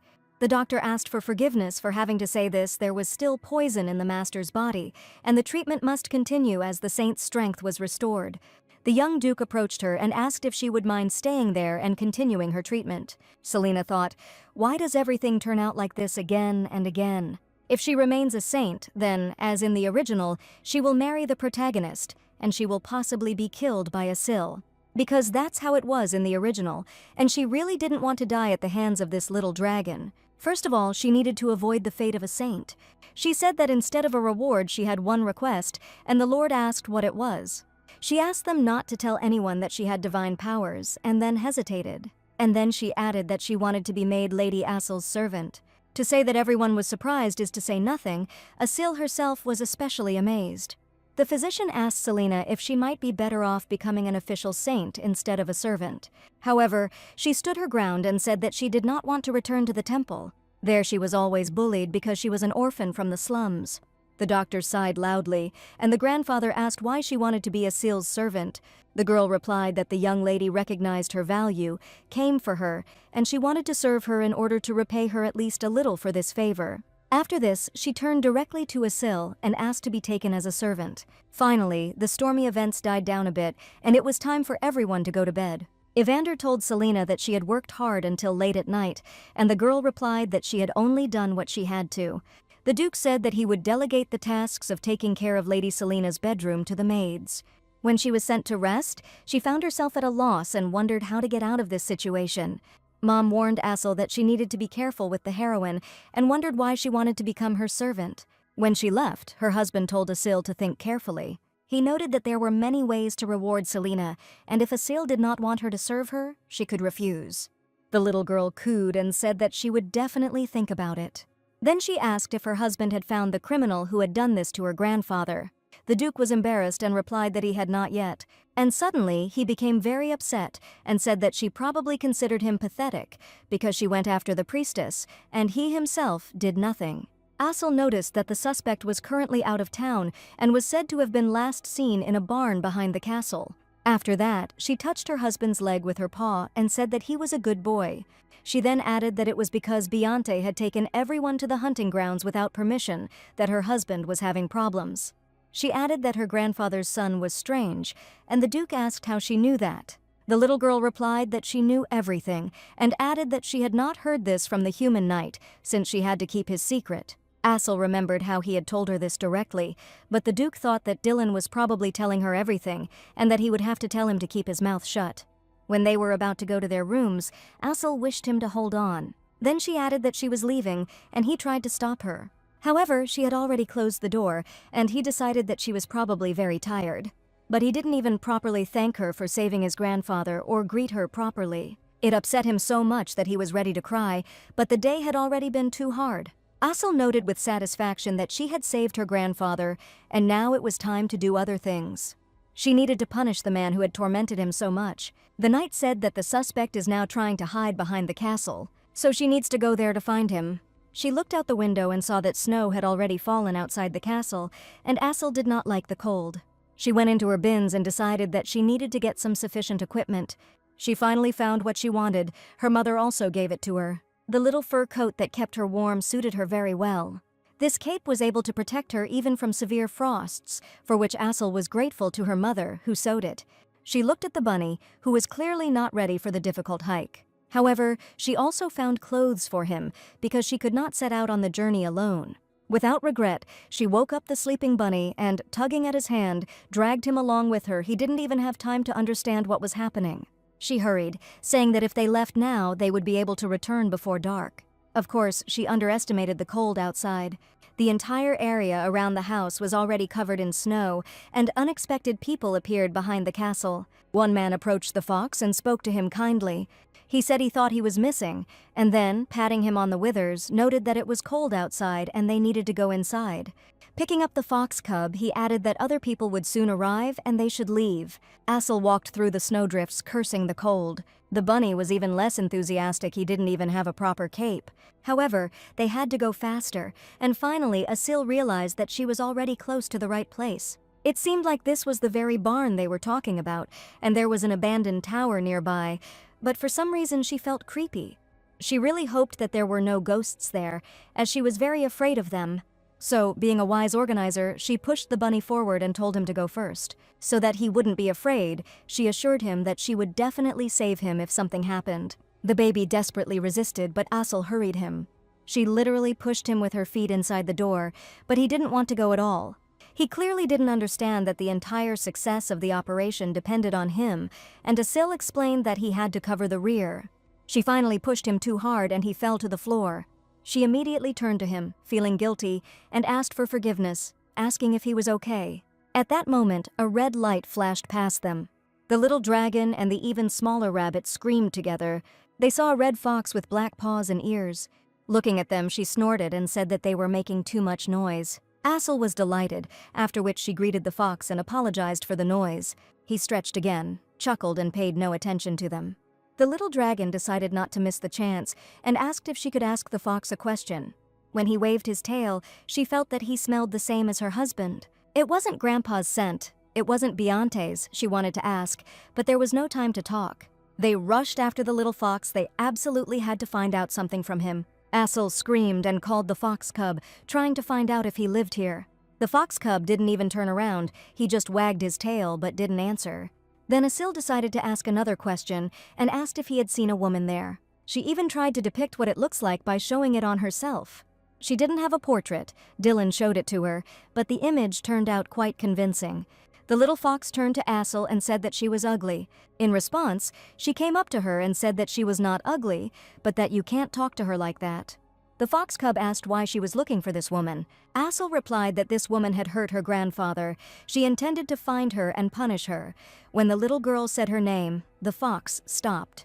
He turned around and asked if this meant that she was the divine beast from the rumors, the ugly lizard. Assel jumped up again and declared that she was neither ugly nor a lizard, but a brave and courageous dragon. The fox cub turned around and asked why she was standing there, since she was looking for a human woman. The little girl realized that she needed to follow the fox cub so that he could show her where the woman was. There was a lot more snow in the forest, and the little dragon was not prepared for it. She was even more surprised that the smell here was stronger, just like her husband's. Maybe he was somewhere nearby. But he didn't even know where she was going. It didn't seem very true. At that moment, the fox cub approached some object and lifted it up. He said that Assel could take her if he could. The baby pulled the woman quite easily, and the fox began to question who she was. However, Assel was no longer listening. She was thinking about how she needed to quickly go and show this woman to her husband and grandfather. Then they will no doubt praise her for being a brave and reliable dragon. She pulled the heavy load, saying, as they will say, that Assel is very brave and reliable. Assel loved it when people praised her, because she was still a little girl and needed such words. At that moment, two people walked towards them. They didn't quarrel among themselves, but were indignant, asking where she had gone. One grumbled at the other, saying that it should have been destroyed immediately. The other one replied that he had a stomachache, and that was why they did not complete the task. At some point they stopped when they saw someone dragging the missing woman. It appeared to be an ordinary lizard, so small that it was difficult to see. It seemed that Assel was hungry. She had no strength because of hunger. Then a branch snapped in the hand of one of the men, and she heard them. But she didn't pay attention. It was already too difficult for her. However, she heard a call. Someone shouted, calling her a little lizard. She turned around and saw the men with confused eyes. They thought that such a little girl looked quite cute. One of the men noticed her fear, but the other said that stealing was bad. Assel had a good sense of smell, and she immediately recognized the smell emanating from them. It was exactly the same as that of Beyonce, my grandfather's second son. The man grabbed his sword and declared that if she gave the woman up in good faith, he would kill her with one blow. Assel, although she was tired, pouted and said that she would not give it back. She declared that she would fight the bad people, no matter what it cost her, and the bunny crawled further away so as not to accidentally get hit. The man noted that she was quite brave, but asked what she could do against them. The little girl clenched her fists and decided to fight back. She shouted that Assel was very brave, although at that time her heart was beating wildly, trying to warm up and give out energy. She wanted to release a large flame, but only a small puff came out. The little girl sighed and thought that the flame had not come out because of hunger, and it was completely unclear how to figure it out now. One of the men said that although he was going to send her into the light with one blow, it wouldn't work. She asked for it herself. She was so impudent. He swung his sword, but the little girl, out of fear, didn't even try to run away. In panic, she grabbed her head with her hands and screamed, "Save Akil!" She didn't notice what happened next, as she was too excited to see. When she opened her eyes again, there were two people lying in the snow. She was surprised and looked around, not understanding what had happened. In front of her stood a golden-haired man with a sword. He looked exactly like her husband. He smelled the same, so it was someone she hadn't seen yet but could smell, whom her mother warned her about, that is, he was her husband's father. But then her strength began to leave her. She was clearly overexcited, and her heart was tired. The man turned around and told her not to tell anyone that she had seen him. The little girl was left alone in the middle of the forest. She had a lot of thoughts. The man's face was similar to her husband's, and the smell was the same. He also had a younger face than his grandfather, which confirmed that he was definitely his father. Just as she was about to shout for him to stop, he suddenly disappeared. She quietly, hesitantly called him, calling him father, but in response there was no sound, not a rustle. There was a tower in front of her, and she heard that he was imprisoned in it, how he managed to get out, and was it possible to do this without being noticed. At that moment, Beyonce and his knights were riding back from hunting. His servants said that the catch today was magnificent. The knight first called him Lord Beyonce, and then added that from now on he should be called Duke. He noted that discipline would finally be restored in the family. He then added that he was tired of serving under the young Duke, and could now breathe a sigh of relief. Biante noted that he too was tired of all this. In his thoughts, he thought that he should have dealt with his father earlier, because of whom he suffered so much. Then he remarked that he was too soft-hearted, and that was the whole problem, and added that the weather was fine, perhaps they should have a drink. The knights accepted this idea favorably. If the Duke himself pours, they will always gladly join in. They were already approaching the castle when they suddenly saw something unexpected. There was a crowd of knights standing in front of the castle. Before them stood the young Duke. Biante chuckled, not understanding why so many people were greeting him. He stopped his horse and greeted the Duke, calling him his nephew. Then he asked why he was here, but the boy's gaze was stern. He loudly declared that Biante Munrepe would lose his castle for attempting to poison the former Duke of El Kai, and that he himself would suffer severe punishment. Biante was surprised, asking what poisoning, are there really sons who try to kill their fathers? Evander replied that no one could have thought that someone from Munrepe's family could commit the crime, but his maid told everything. Deciding to play the simpleton, Biante asked Evander to speak more clearly so that he could at least answer. After which he noticed that the boy had apparently gone crazy after his father's death, and he declared that his patience had its limits. He could not throw around such insults without punishment. But Evander didn't buy into this show. He firmly stated that the former Duke of El Kai was alive, and he stood behind every word he said. This, of course, surprised Biante. At that moment, the knights called him. Someone reported that the poison in Mr. El Kai's body was neutralized last night, and the one who added it to the wine was also captured. Biante thought, so that's why those knights haven't returned yet. Evander said that if he surrendered now, his life would be spared. The second son could not believe that such a severe punishment was being discussed. However, he was not ready to back down so easily. Now that the attempt to poison his father had become known, the punishment could be very severe. He faced not only the loss of his ducal title, but also execution. In that case, he had no choice but to call on the knights to fight for him. He loudly declared that his nephew, hiding behind his weak father, had announced that he would kill him. Then he added that it was a pity that his father had fallen ill, but in this world there are things that can be done, and things that cannot. And how can one threaten one's uncle in order to strengthen one's power? Is such a person worthy of becoming the head of the family? After which he raised his sword up and called on the knights to do the same. He invited everyone to join in the glorious birth of the new Duke of Munrepe. Despite his youth, Evander was very wise and courageous. He took out his sword and declared all those who spoke on Biante's side to be traitors. After this, he gave the order to kill everyone. The battle continued for some time with varying success. Neither side was ready to surrender. The young Duke also fought, despite his youth and short stature. Biante felt that the outcome of the battle was still unclear, despite their numerical superiority. He suddenly realized that if this continued, they could all die. Then he ordered that all the divine beasts be released. On their side was now the terrible eagle, ready to tear the knights and the Duke apart. They were immediately joined by a lion and a leopard, which could cause significant damage. The young Duke said with disdain that divine beasts could not be used and urged his supporters not to retreat and continue to fight.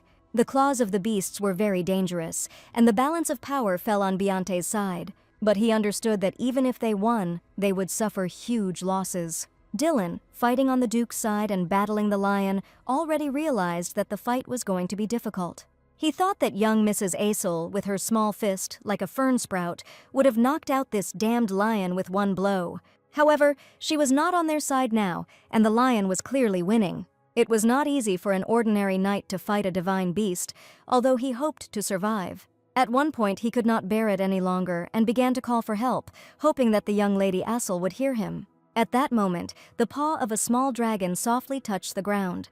With a loud cry, she rushed towards the huge lion. Despite the difference in size, the lion was thrown far and hard. Aesel dealt with him almost effortlessly and continued the fight. On the way here, she ate a lot of strawberries, so she was full of energy. She easily dealt with the other animals, which were significantly larger than her. It is absolutely unclear where the little dragon got such power from.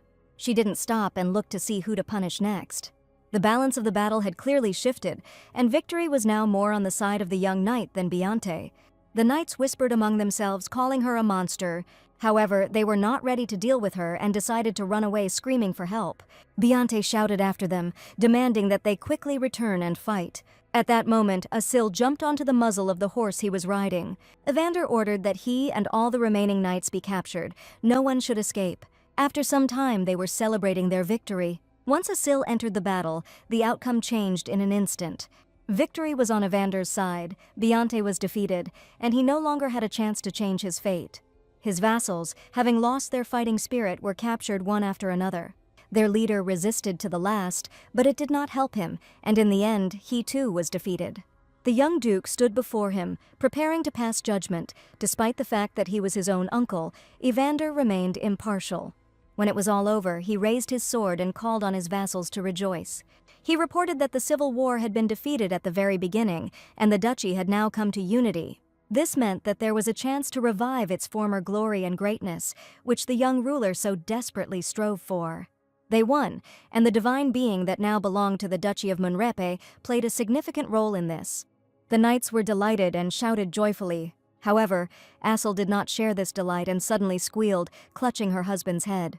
Evander was surprised at first, but then he realized that she was frightened by the victory cry and carefully lowered it from his head.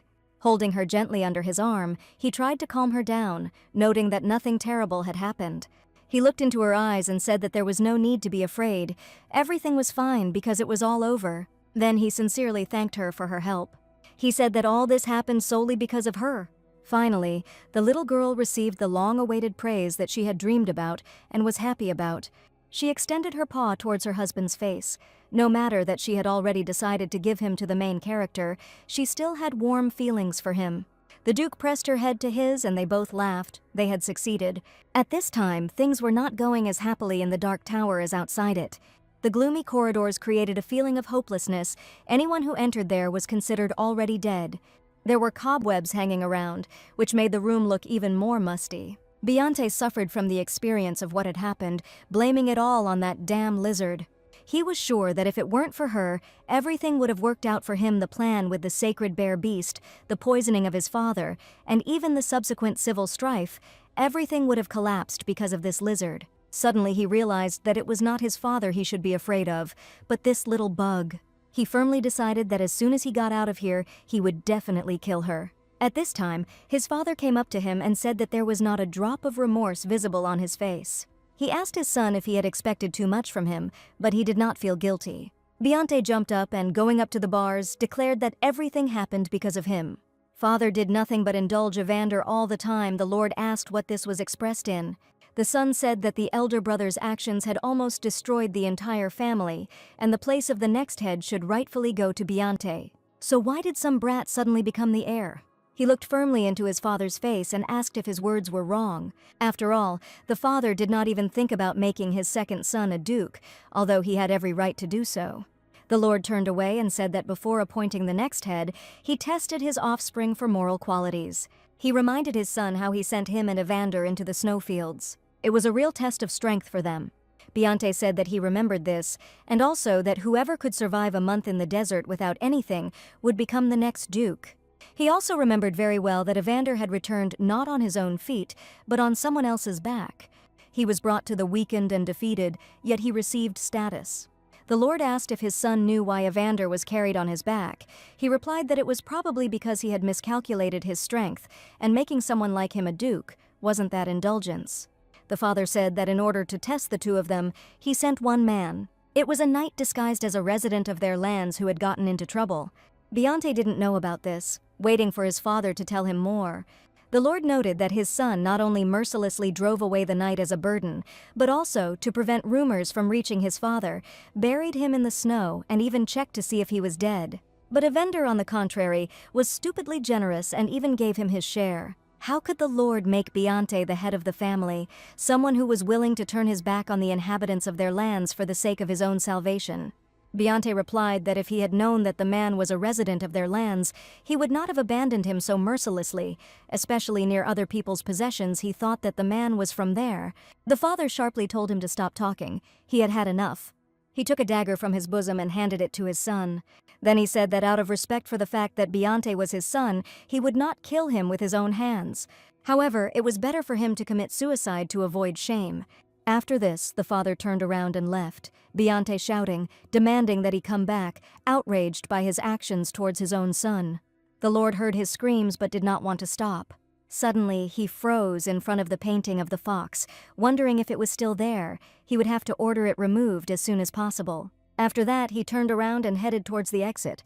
Beyonce slowly went mad, alone in his cell. He held in his hands the dagger his father had given him, determined that he would not leave this world in this way. He laughed hysterically, then began to cry, thinking about his father's words, overwhelmed by strong emotions. It turned out that he did not become the head of the family for such an insignificant reason.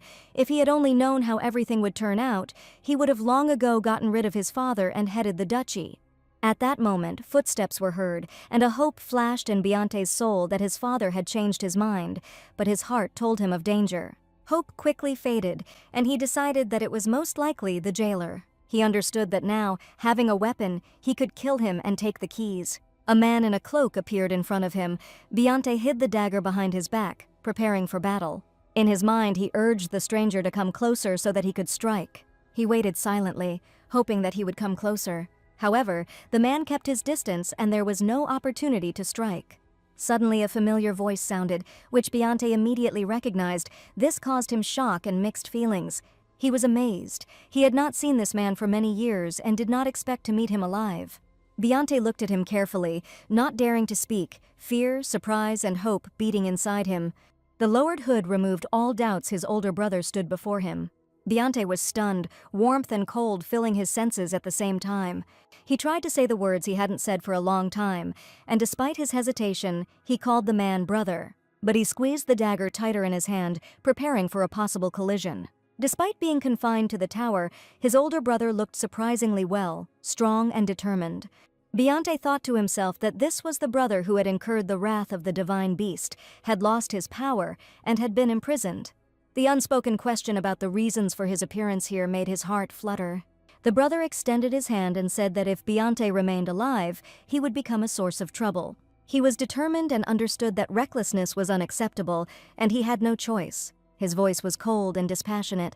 He invited his younger brother to come closer. Beyonce raised his hands, demonstrating the absence of weapons. He dropped the dagger with which he was going to kill the jailer, realizing the pointlessness of using it now. The elder brother had already drawn a sword that would render the dagger ineffective. Beyonce stuttered as he asked to be heard and for time to explain. An internal conflict raged within him, fear and hope intertwined with determination.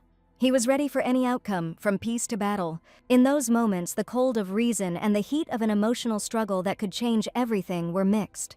However, his brother's eyes were relentless. The decision had already been made. He plunged the sword straight into Beyonce's chest, and he only managed to breathe out the beginning of a word. His legs gave way, and he realized that this was the end. Trying to hold his chest, where the wound hurt like crazy, he realized that there was no turning back. He fell heavily onto the stone surface, his arms dropping, and blood filled the space around him. The elder brother touched the younger one's shoulder. He remembered him as he was. He didn't remember their childhood, but only how Beyonce behaved after difficult events. Having firmly pronounced the words of farewell, without saying a single parting word to his younger brother, he simply silently left him to die. But suddenly, having thought, he said goodbye, my mediocre brother. This man's life ended as senselessly as it had begun from the moment he grew up. Eckhart raised his head and thought that it was in vain that he gave that woman to Assel back then. He should have finished with her quietly and not created any unnecessary problems. At that moment, the fox cub rubbed against his leg, as if trying to comfort him or just be close. Eckhart looked at him, and his gaze became softer. He was never so dear to anyone. Running his hand over the fox's ear, he felt the warm softness of the fur, and his mood improved a little. After that, he said that it was time to go to the capital, although the animal did not understand why they needed this. To his silent question, the man replied that they would go to his son. He must help him, since he is still very small and cannot cope with all the difficulties alone. The faithful fox cub quietly followed him, trying to keep up and not make any unnecessary noise. At this time, various rumors about Duke Munrep were circulating in the surrounding area. Even young women discussed it over tea. Everyone was interested. Someone asked if they had heard the latest news, and one woman replied that their family hadn't gone broke yet. The one who started the conversation said that the young head of the family, in collusion with the imperial court, summoned a monster, and apparently it was not possible to subdue it. One of the women noted that she thought so. Others jokingly remarked that it would be funny if he were eaten alive. At this point, another woman intervened in the conversation and said that the news was reaching them too slowly. There was a civil war in the Duchy of Munrepe. All three gasped in surprise. These rumors had not yet reached them. Rumor has it that the monster summoned by Duke Munrep single-handedly fought hundreds of knights and stopped the rebellion. This monster was so ferocious that it burned a lot of knights alive. The women were scared, and one said that if it was such a powerful creature, why wasn't it made a divine beast? Another said it was done to lull Beyonce into a false sense of security. It was said that this monster breathes fire without any magical devices and breaks orichalcum doors with its bare paws. It is capable of breaking through the most powerful barriers without the slightest effort. And he always carries a rabbit with him as an emergency supply. It was scary to even imagine that such a creature could become the new divine beast of the Munrep Duchy. Everyone gasped in unison. One woman wondered where they got this nameless monster to be called a divine beast. Another suggested submitting an official petition to the imperial palace. The third stated that it was impossible for such a terrible creature to be recognized as a divine beast. The maids reported all these conversations to their mistress. She was sitting in the chambers on soft pillows, with the guilty girl kneeling in front of her. The blue-haired princess looked at them with a smirk and her dull gray-green eyes, wanting to know the whole truth. It was the third princess, Jocasta Lin Aleope, who was deeply interested in this news. She assumed that the monster was truly merciless, otherwise the Duke would not have dared to so rashly reject her marriage proposal. Such behavior was considered unheard of insolence, especially given his position at the time. At that moment, the maid, kneeling and supporting the tea table, felt her body trembling with fatigue. Her strength gave out and the cup slid off her back. The princess looked at her with bewilderment, waiting to see if the girl would be able to cope with the situation. But she gave in, and the princess kicked her. This was followed by a caustic remark that the maid was not even capable of holding a cup for a member of the imperial family. The princess raised her hand. The maids understood that this did not bode well. Everyone knew her fierce disposition. Looking at the maid, she declared that the girl would pay with her life for this oversight. The servants immediately came and seized the poor girl, who begged to be released but to no avail. For not holding the cup, she had to say goodbye to life. The two remaining maids trembled more than ever, fearing that they would now have to play the role of a bedside table. However, the third princess was already thinking about something else. She wanted to see the power of this monster with her own eyes. The girls looked at each other, not knowing what to answer, since they couldn't bring the monster for demonstration either. One of the maids suggested that if they did not answer, they would be executed for disrespecting the princess, and then she had a bright idea. An invitation could be sent to the Duke for Her Highness's upcoming birthday. The idea was well received. The maid exhaled. The sword seemed to hover above her head, but then disappeared. However, the third princess raised her finger again, which did not bode well for the maid. She declared that it was inappropriate for the emperor's daughter to make up a pretext to summon the monster from Munrepe, and then she became even more cruel. Jocasta ordered the execution of the maid for considering the princess weak. The girl screamed, saying that she had committed a mortal sin and asked for forgiveness, but now only one servant remained. She bowed her head and silently shed tears, realizing that she could not even utter a peep, otherwise death was inevitable. The third princess looked at her indifferently and asked what she was so afraid of. The girl didn't know what to answer. She could be killed either for silence or for an incorrect answer. The princess turned away and ordered a letter to be sent to Duke Munrepa with an invitation to her upcoming birthday. It should be emphasized that the Duke may not come, but the divine beast must definitely appear.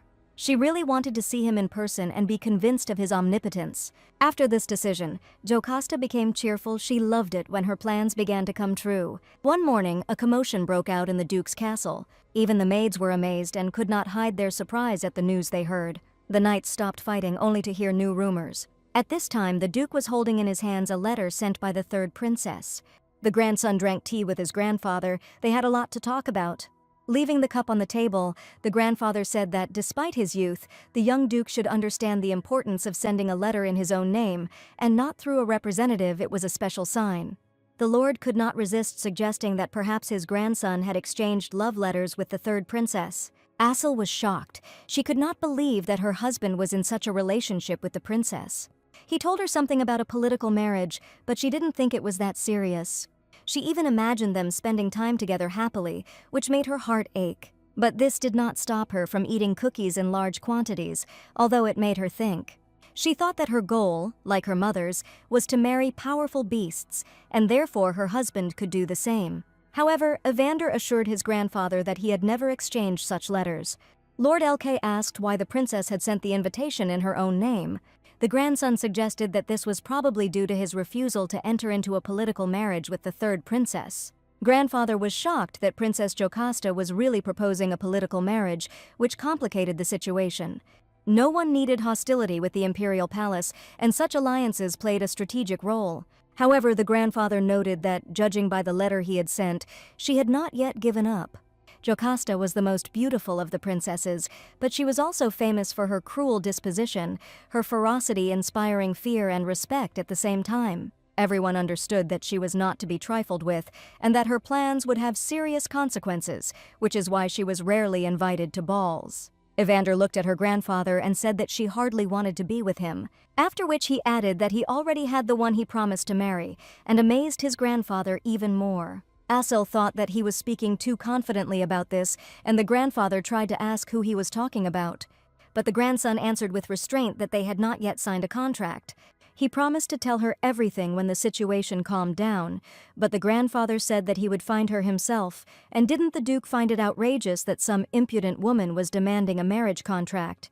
The grandfather still couldn't calm down and repeated that all this was extremely outrageous, and that the girl was generally very outrageous. He believed that marriage should be for love and nothing else. However, Evander said that he did not think so, and confidently added that he considered this marriage to be quite good. He looked at Asil but did not say anything out loud. His gaze was so confident and calm that the grandfather decided not to argue. He wondered who made his grandson look like this. Could it really be the priestess he brought last time? However, if it were her, Dud would have noticed. At that moment, the grandson announced that he was going to go to the capital soon. He still had to report the civil war and announce the appearance of a new divine beast, so he would have to attend the princess's banquet. Grandfather understood that he could not escape this, and he was worried whether this little girl, who was a divine beast, would be able to withstand the onslaught of Jocasta. But, to everyone's surprise, Asil suddenly wanted to meet the princess.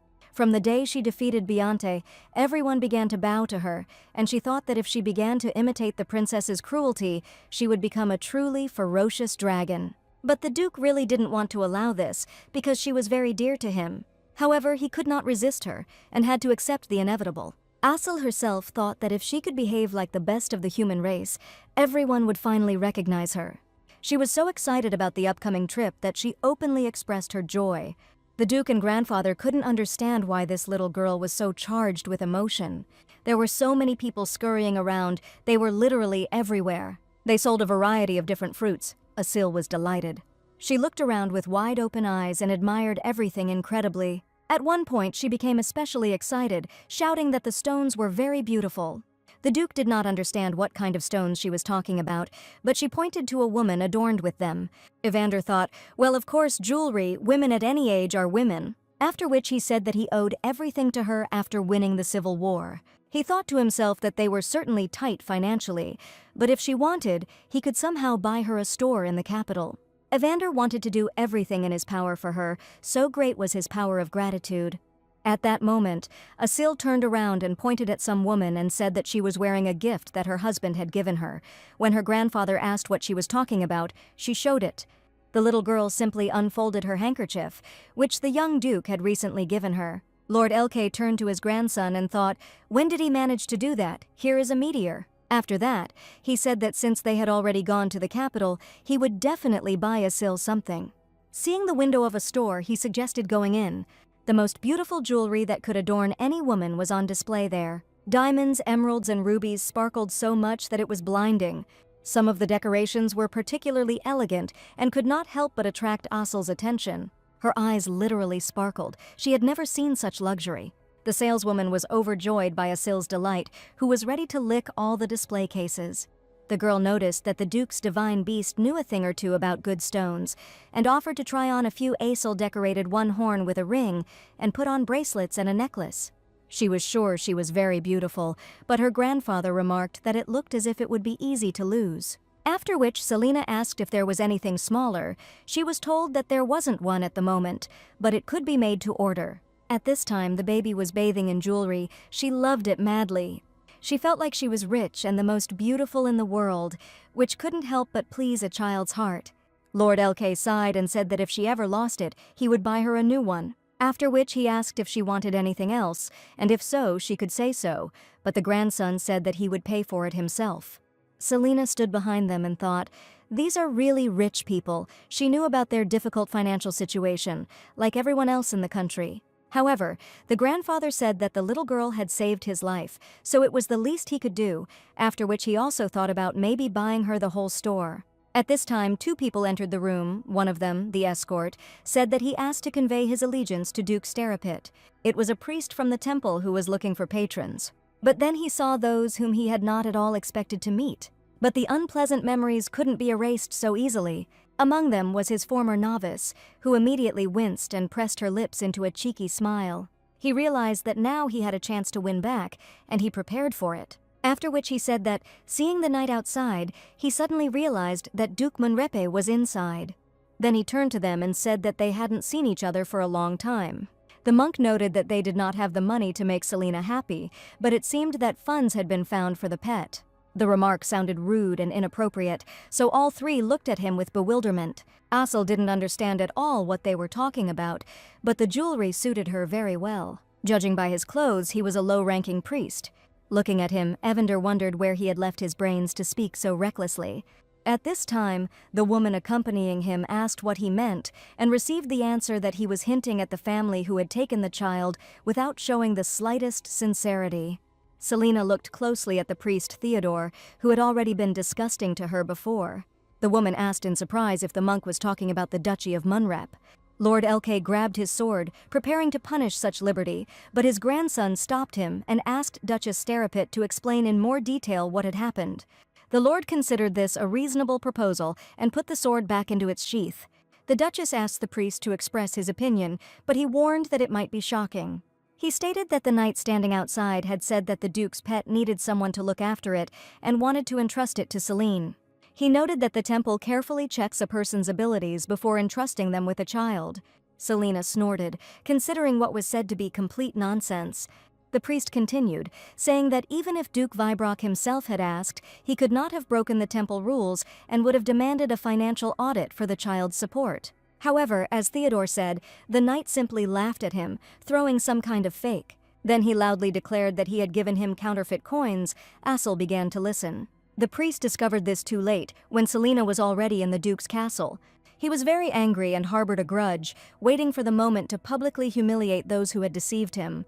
At that moment, Asel, with such a pure and childish look, declared that these were her treasures.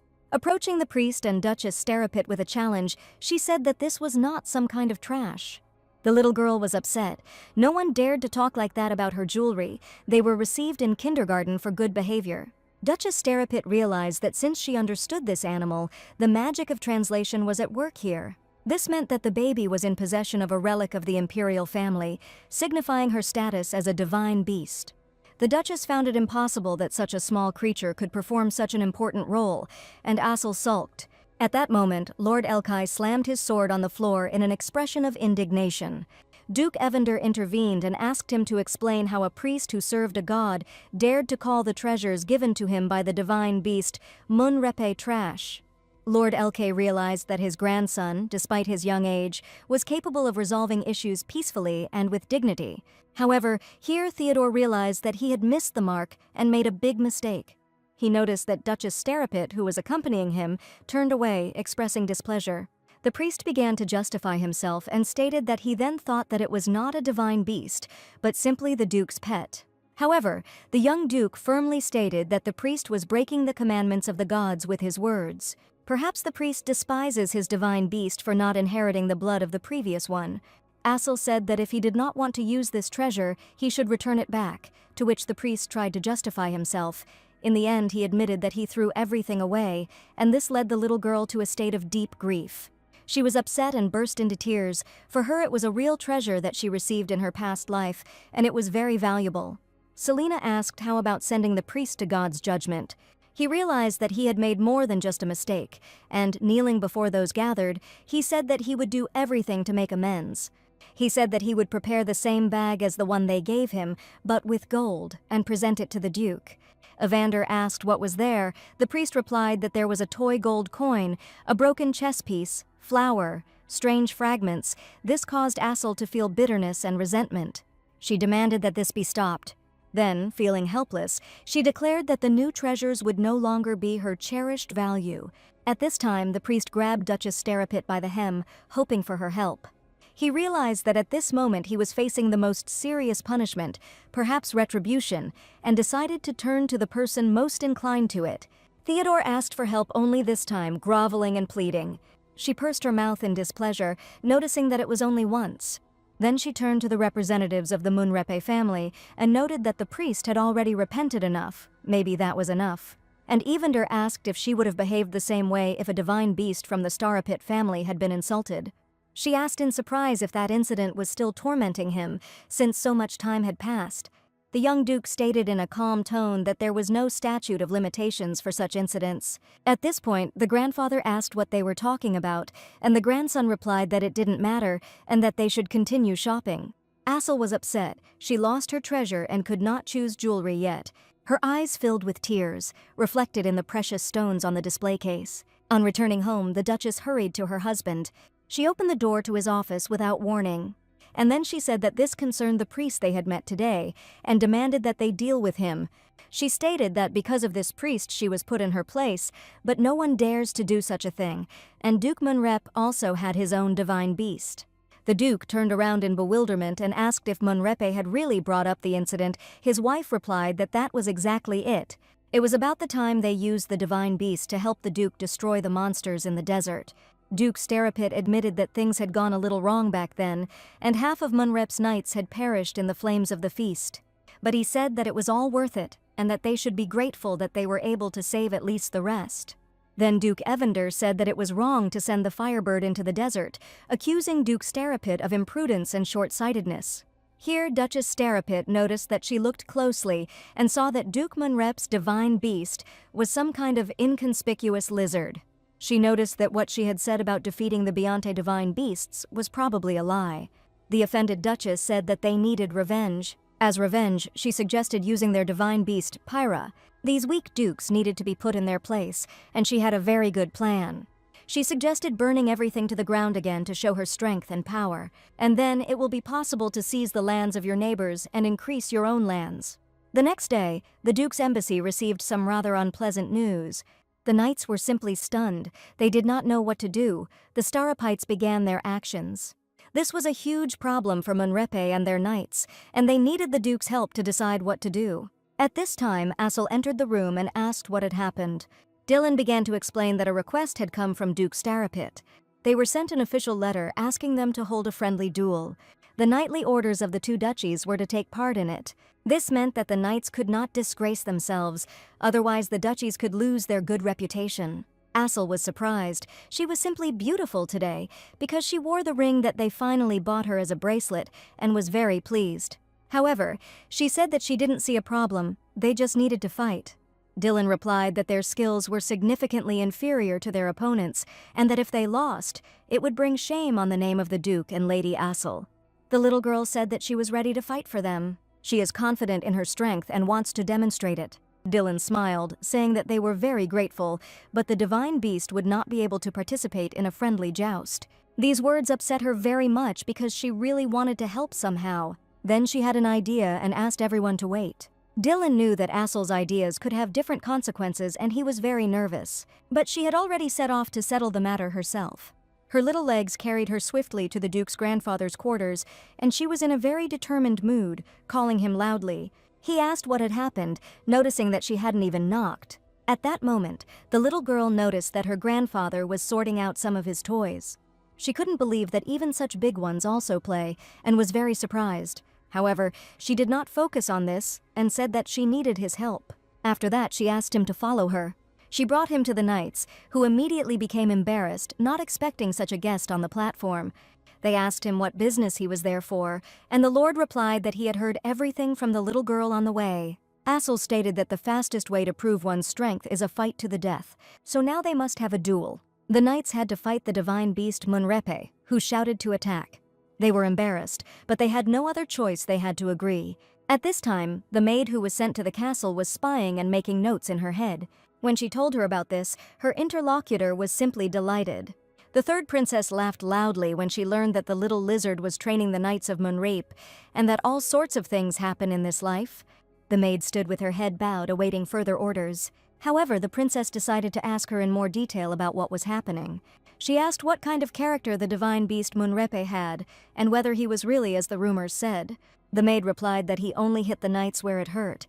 Princess Jocasta expressed a desire to see this with her own eyes, and noted that Duke Starapit was apparently afraid of Munrape, which is why he did not engage in duels with the divine beasts. The maid noted that in fact Munrep had previously been on par with other orders. The princess said that it turned out that they had been underestimated, although perhaps all this time Beyonce had been spoiling public opinion. She stated that the fight promises to be very interesting. After that, she decided that since that was the case, she would go there herself, and ordered that the dukes be contacted so that they would bring their divine beasts to the match. A few days later, 2 days before the friendly duel, the knights thanked Assel for the days spent. They were a little battered, but still brought a gift as a token of their gratitude. The little girl loved the gifts and was absolutely delighted. She was so happy that she broke several training equipment at once. The knights promised to continue training hard and hoped for victory.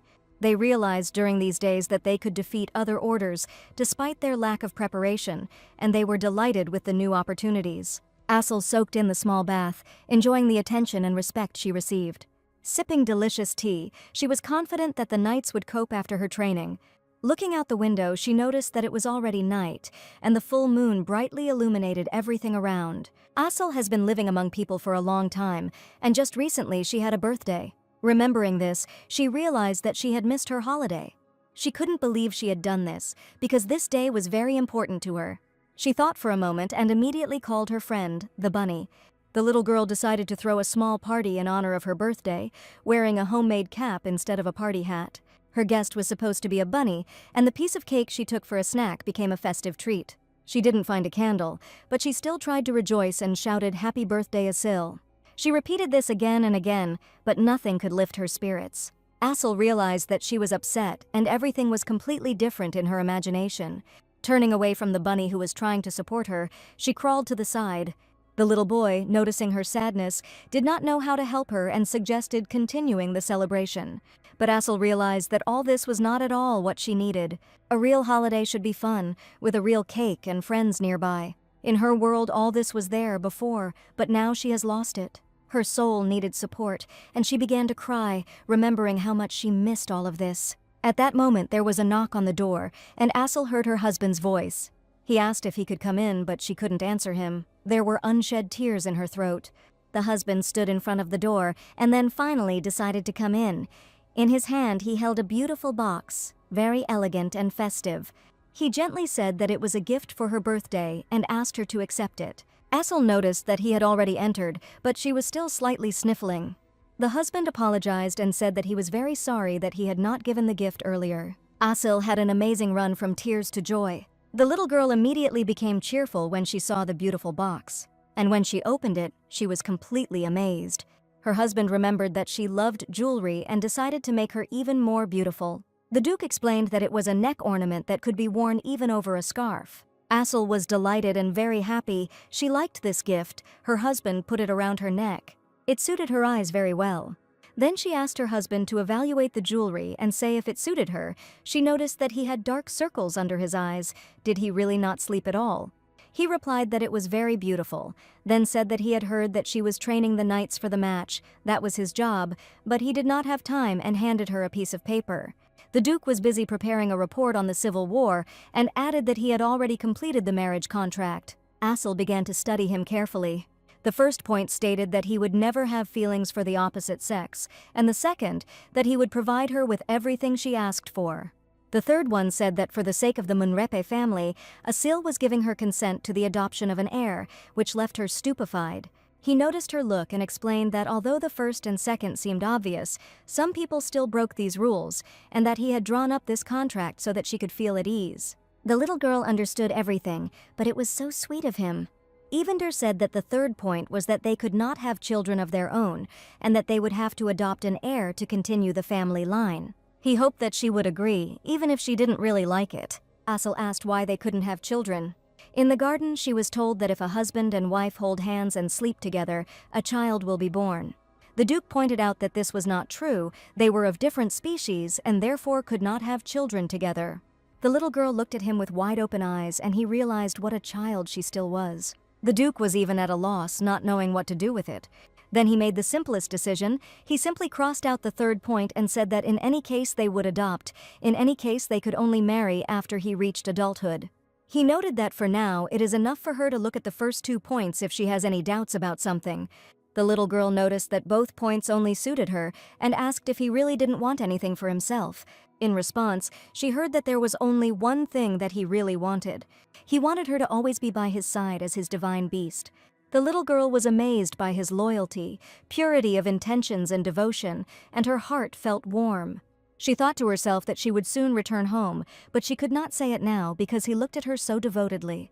Thanks to the second point, she could put off this conversation to say it later. She reread the contract to make sure she had the right to do so.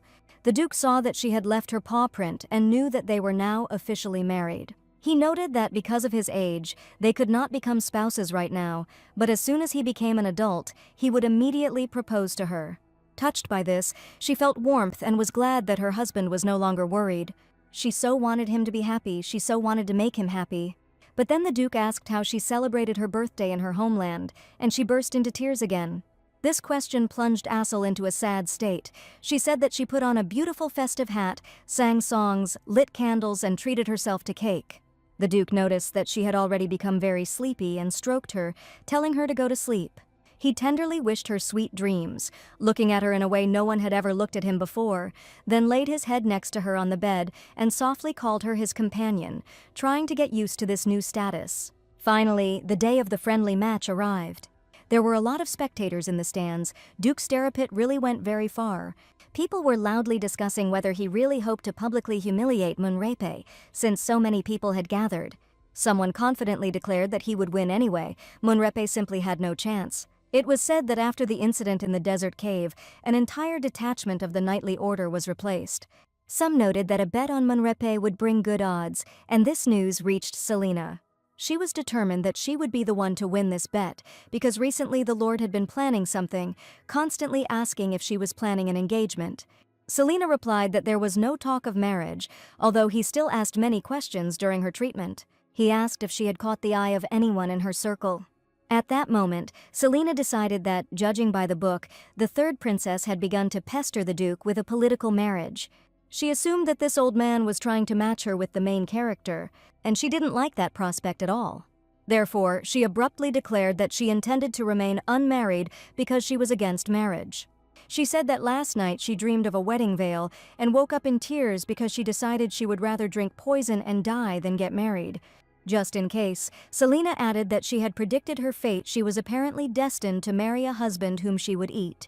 The Lord noticed that everything was clear, but still felt disappointed. He kept trying to find out who his grandson's bride was. Selena felt that once her defenses were weakened, they would try to attract her to the main character, and she thought that it would not hurt to go abroad. The only thing that was stopping her was money. But this match gave her a chance to win them in a completely legal way. She decided that she would not miss this chance and shouted with all her might for everyone to place their bets. She reminded that if you place a bet on Munrep, it will increase tenfold, and if you place a bet on Duke Sterapit, it will increase 2 or 3 times. When asked why the difference was so big, she replied that too many people had bet on Sterapit. However, when she suggested placing a bet on Munrep, they told her that they were not such fools, and there was no point in losing their hard-earned money. This whole situation worked only for her. Her profit could become even greater, and she understood this perfectly well. At that moment, she heard someone bet 3 million gold.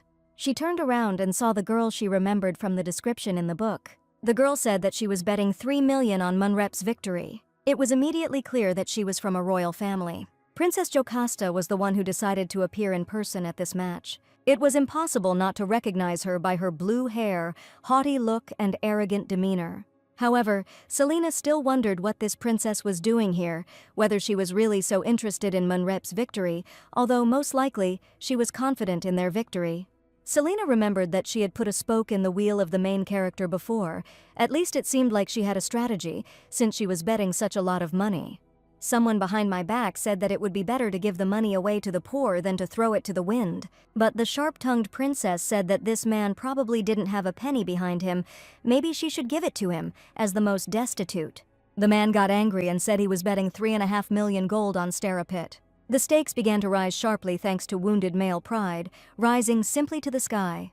They bet on 5 million, and on 4, Selena was in shock. She didn't expect such a surge. But she realized that this was her chance to get rich and leave the country to change her destiny. Money literally flew into her hands thanks to the fact that everyone was confident of Starapit's victory. And all this thanks to the princess and her cunning. Selena mentally wished her luck, because the main character was still in alliance with Asel, which meant she was still in danger of death. At this moment, the host announced the start of a friendly match. He stated that the knights were fighting for their homes and must prove themselves worthy of defending them. Duke Starapit was confident of his victory and expected triumph, and Evander sat quietly, realizing that everything depended on the courage and strength of his warriors. It was a friendly match with best-of-3 wins. When the knights entered the field, they knew that a hot and intense battle awaited them. Dylan was the first to step out, his fists clenched, not allowing himself to relax, his gaze full of determination. Opposite him stood a knight named Damon, who immediately tried to ask questions, trying to provoke his opponent into emotion. He asked if he was still afraid of reptiles and called Manhwa losers. Dylan calmly said that he would not give in to provocation and simply told him to pick up the sword. After this, he stated that he would show how much he had changed in Manhwa and that he was now stronger than ever. The match went incredibly fast. No one expected anything like that. The presenter declared that it was simply incredible, and the audience was completely delighted by the tension of the situation. Knight Manhwa won the match against his opponent. Everyone in the stands started to get nervous, because everyone believed that the Starapites would score a goal. The scoreboard showed the result of the match. The opponents failed to score a single point. At this moment, Asel sat and was pleased that her honor remained intact.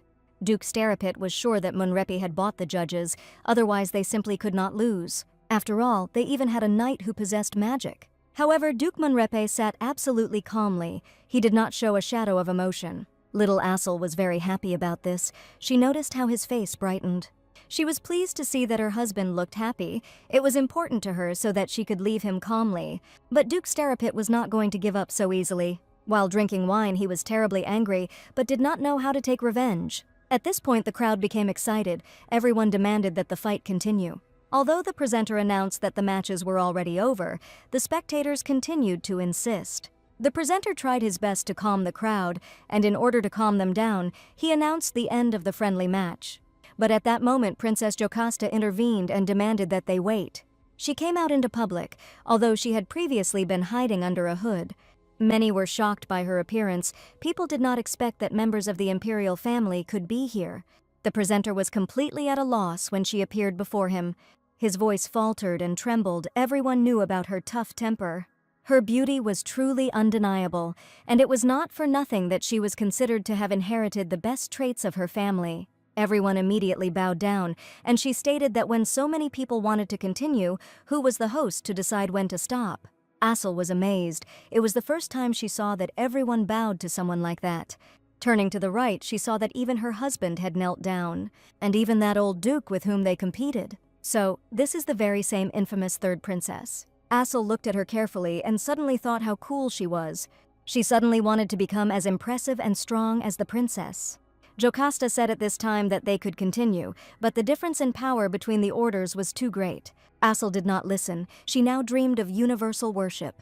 Looking at the duke who had rejected her, the princess pretended to think about how to change this and achieve equal conditions. After this, she announced that she had come up with and announced her decision. Since there were 2 divine beasts here at once, in order to strengthen harmony between the houses, she proposed a friendly battle of sacred beasts. It was obvious that she really liked it. She was burning with impatience. The Duke, however, was not happy about this. However, he couldn't say this out loud. Only Asel noticed how his face tensed and anger lit up his eyes. At this time, Duke Starapit said that he refused because such a spontaneous duel was inappropriate. Evander supported him, noting that safety precautions were not observed here, and the battle of divine beasts could lead to disaster. The princess said there was no need to worry. She had called the magicians from the palace to erect a protective barrier. She also agreed that a surprise duel was not the best option, but sometimes fights were not announced in advance. The Duke tried to object when suddenly a new character appeared. He stood firm and confident in front of everyone and declared that he was ready to fight. His master, Duke Starapit, looked at him indignantly. He told him to sit down, but the guy with bright red hair said that it was just a fight and he just needed to act. He felt confident because he had demonstrated his strength more than once. His bright hair and red eyes spoke of a lack of weakness and even a certain cruelty. He asked the Duke if he agreed, because for him it was as easy as pie. All he had to do was defeat the divine beast Munrepe, and it was an easy task for him. At that moment, Duke Starapit pulled him by the leg of his trousers. The divine beast stubbornly pretended not to notice what was happening. Duke Starapit told him to take his place and emphasized that everything was much more complicated than it seemed. But the confident divine beast said he could make the task easier. He shouted out loud for the divine beast Munrepe to come out and fight him, since the crowd demanded it. He called out loudly to his opponent, not imagining what he looked like. At that moment, Assel thought that if she retreated now, Munrepe's honor would be completely destroyed. She remembered that she was the main one among Munrepe, and this could not be forgotten. The Starapit beast continued to shout that if the opponent showed weakness, the entire Munrepe clan would be covered in indelible shame. He loved to get the crowd going. It made their blood boil. At this time, the Duke sighed and realized that there was no escape. He picked up the baby he was about to call his wife, trying to cheer her up. Then he stood up and declared that his divine beast was here, lifting her into his arms. Everyone was just shocked at how small she was. Could it be that this tiny creature, barely visible, some kind of lizard, is the divine beast Munrepe? Everyone was indignant and said that this was some kind of setup. There were rumors that he breathed fire, but his whole appearance raised doubts. He himself looked like rabbit food, as many people noticed. The divine beast Starapit could not believe that this shiny, bald lizard, as he called it out loud, was his rival. It was impossible to address Assel like that. She became furious. She even spat out fire. After that she squealed, and it all looked so cute and unexpected that it became clear that she definitely wouldn't be able to defeat him. But she still shouted furiously at him to attack. She would show him how strong she was. When she entered the arena, the difference in height became so obvious that no one understood why they would arrange a massacre for a child. The divine beast Starapit asked what was wrong with calling a bald head bald, since it was actually bald. Assel got furious and declared that she was not bald at all, she still had a shell. Then he noticed that it wasn't just the remains of hair, but when the shell broke, that's when she would truly become bald. Assel understood that she had nothing to say. She really was bald, but no one dared call her that. However, Pierce still egged her on and noted that the stronger the divine beast, the closer the color of its eyes was to the color of its fur. He laughed and said that Assel had a huge difference. The little girl screamed at him to shut his mouth, and he asked if this was really the monster they were rumoring about. Even those sitting in the stands thought that the fight was unequal. Everyone agreed that all the stories about her victories were simply lies, and Duke Starapit noted with satisfaction that public opinion was changing in his favor. At this point, Selena was biting her nails and didn't know what to do because the fight had already begun, and little Assel just looked and was offended because she was just a child. Selena tried to get Mrs. Assel's attention. She shouted that she knew how to improve hair growth, and strangely enough, the president of the Bald Association turned out to be nearby. He seemed genuinely interested, which was a bit inappropriate at the moment. At that moment, Assel pulled herself together and shouted that the less hair, the stronger the spirit. And she realized that now she could fight, and she had the strength. Inside, she felt that fate had given her a chance again. Everything depended only on her determination. Selena screamed at Assel to hold on, and the president of the Bald Association asked her to reveal the secret. However, Selena had already run away, begging not to be pursued. The divine beast. Starapit looked back at them and thought that he could finish this in no time. He decided it was time to transform. Having launched this process, he felt his strength and power. He beckoned the little lizard with his finger and said that it wouldn't take long. The presenter commented on the situation, noting that the divine beast Munrepe rushed towards the enemy at an insane speed. Assel was indeed running as fast as she could now, feeling furious. Her speed was truly enormous. She put all her anger into it, and she crashed into Duke Starapit's divine beast, after which something unexpected happened. He bounced off like a cork, despite the incredible difference in size between them. Pierre didn't even have time to understand what had happened and indignantly demanded to wait. In fact, he almost lost, almost flying out of the arena before the fight even started. At this point, Selena shook her head in disbelief, wondering what had happened. Starapit grinned, not believing what had happened, and thought how the bald lizard dared to tease him. He then declared that there would be no more concessions, and plumes of flame engulfed the entire arena. It was really impressive. Everyone's mouths just dropped in amazement. The true form of the divine beast appeared in the form of a bird, enveloped in hot flames. She had sharp claws, a beak, and perfect feathers. Everything was on fire. This foreshadowed a bad outcome for the divine beast on the young duke's side. However, the little girl was always interested in things she hadn't seen yet. Assel looked at it, fascinated. The sight was new. The beast rose into the air above her and let out a cry that if the bald one defeated him, he would call her big sister for the rest of his days. However, he then laughed and stated that this would not happen. The duke clenched his fists. It was unfair to Assel since she couldn't fly. He had to make sure she wouldn't give in to provocation. The more heat emanated from the beast on Starapit's side, the more worried the duke became. He remembered how he had burned their knights and couldn't understand how he had allowed it to fight with a little baby. The duke watched what was happening, and his heart sank with pain, but he could not resist the third princess. He rose to his feet, and in his thoughts hoped that Assel would hear the call to run away. However, she stood like a stone statue, as if frozen. The duke shouted to her, trying to attract attention, but in vain. At that moment, a huge ball, 30 times larger than her, was directed towards her. The commentator immediately stated that the baby probably wouldn't be able to withstand the force of the flames that were unleashed on her. The ball was so huge that Assel simply could not survive it. But why did she just stand there and do nothing? She was just watching.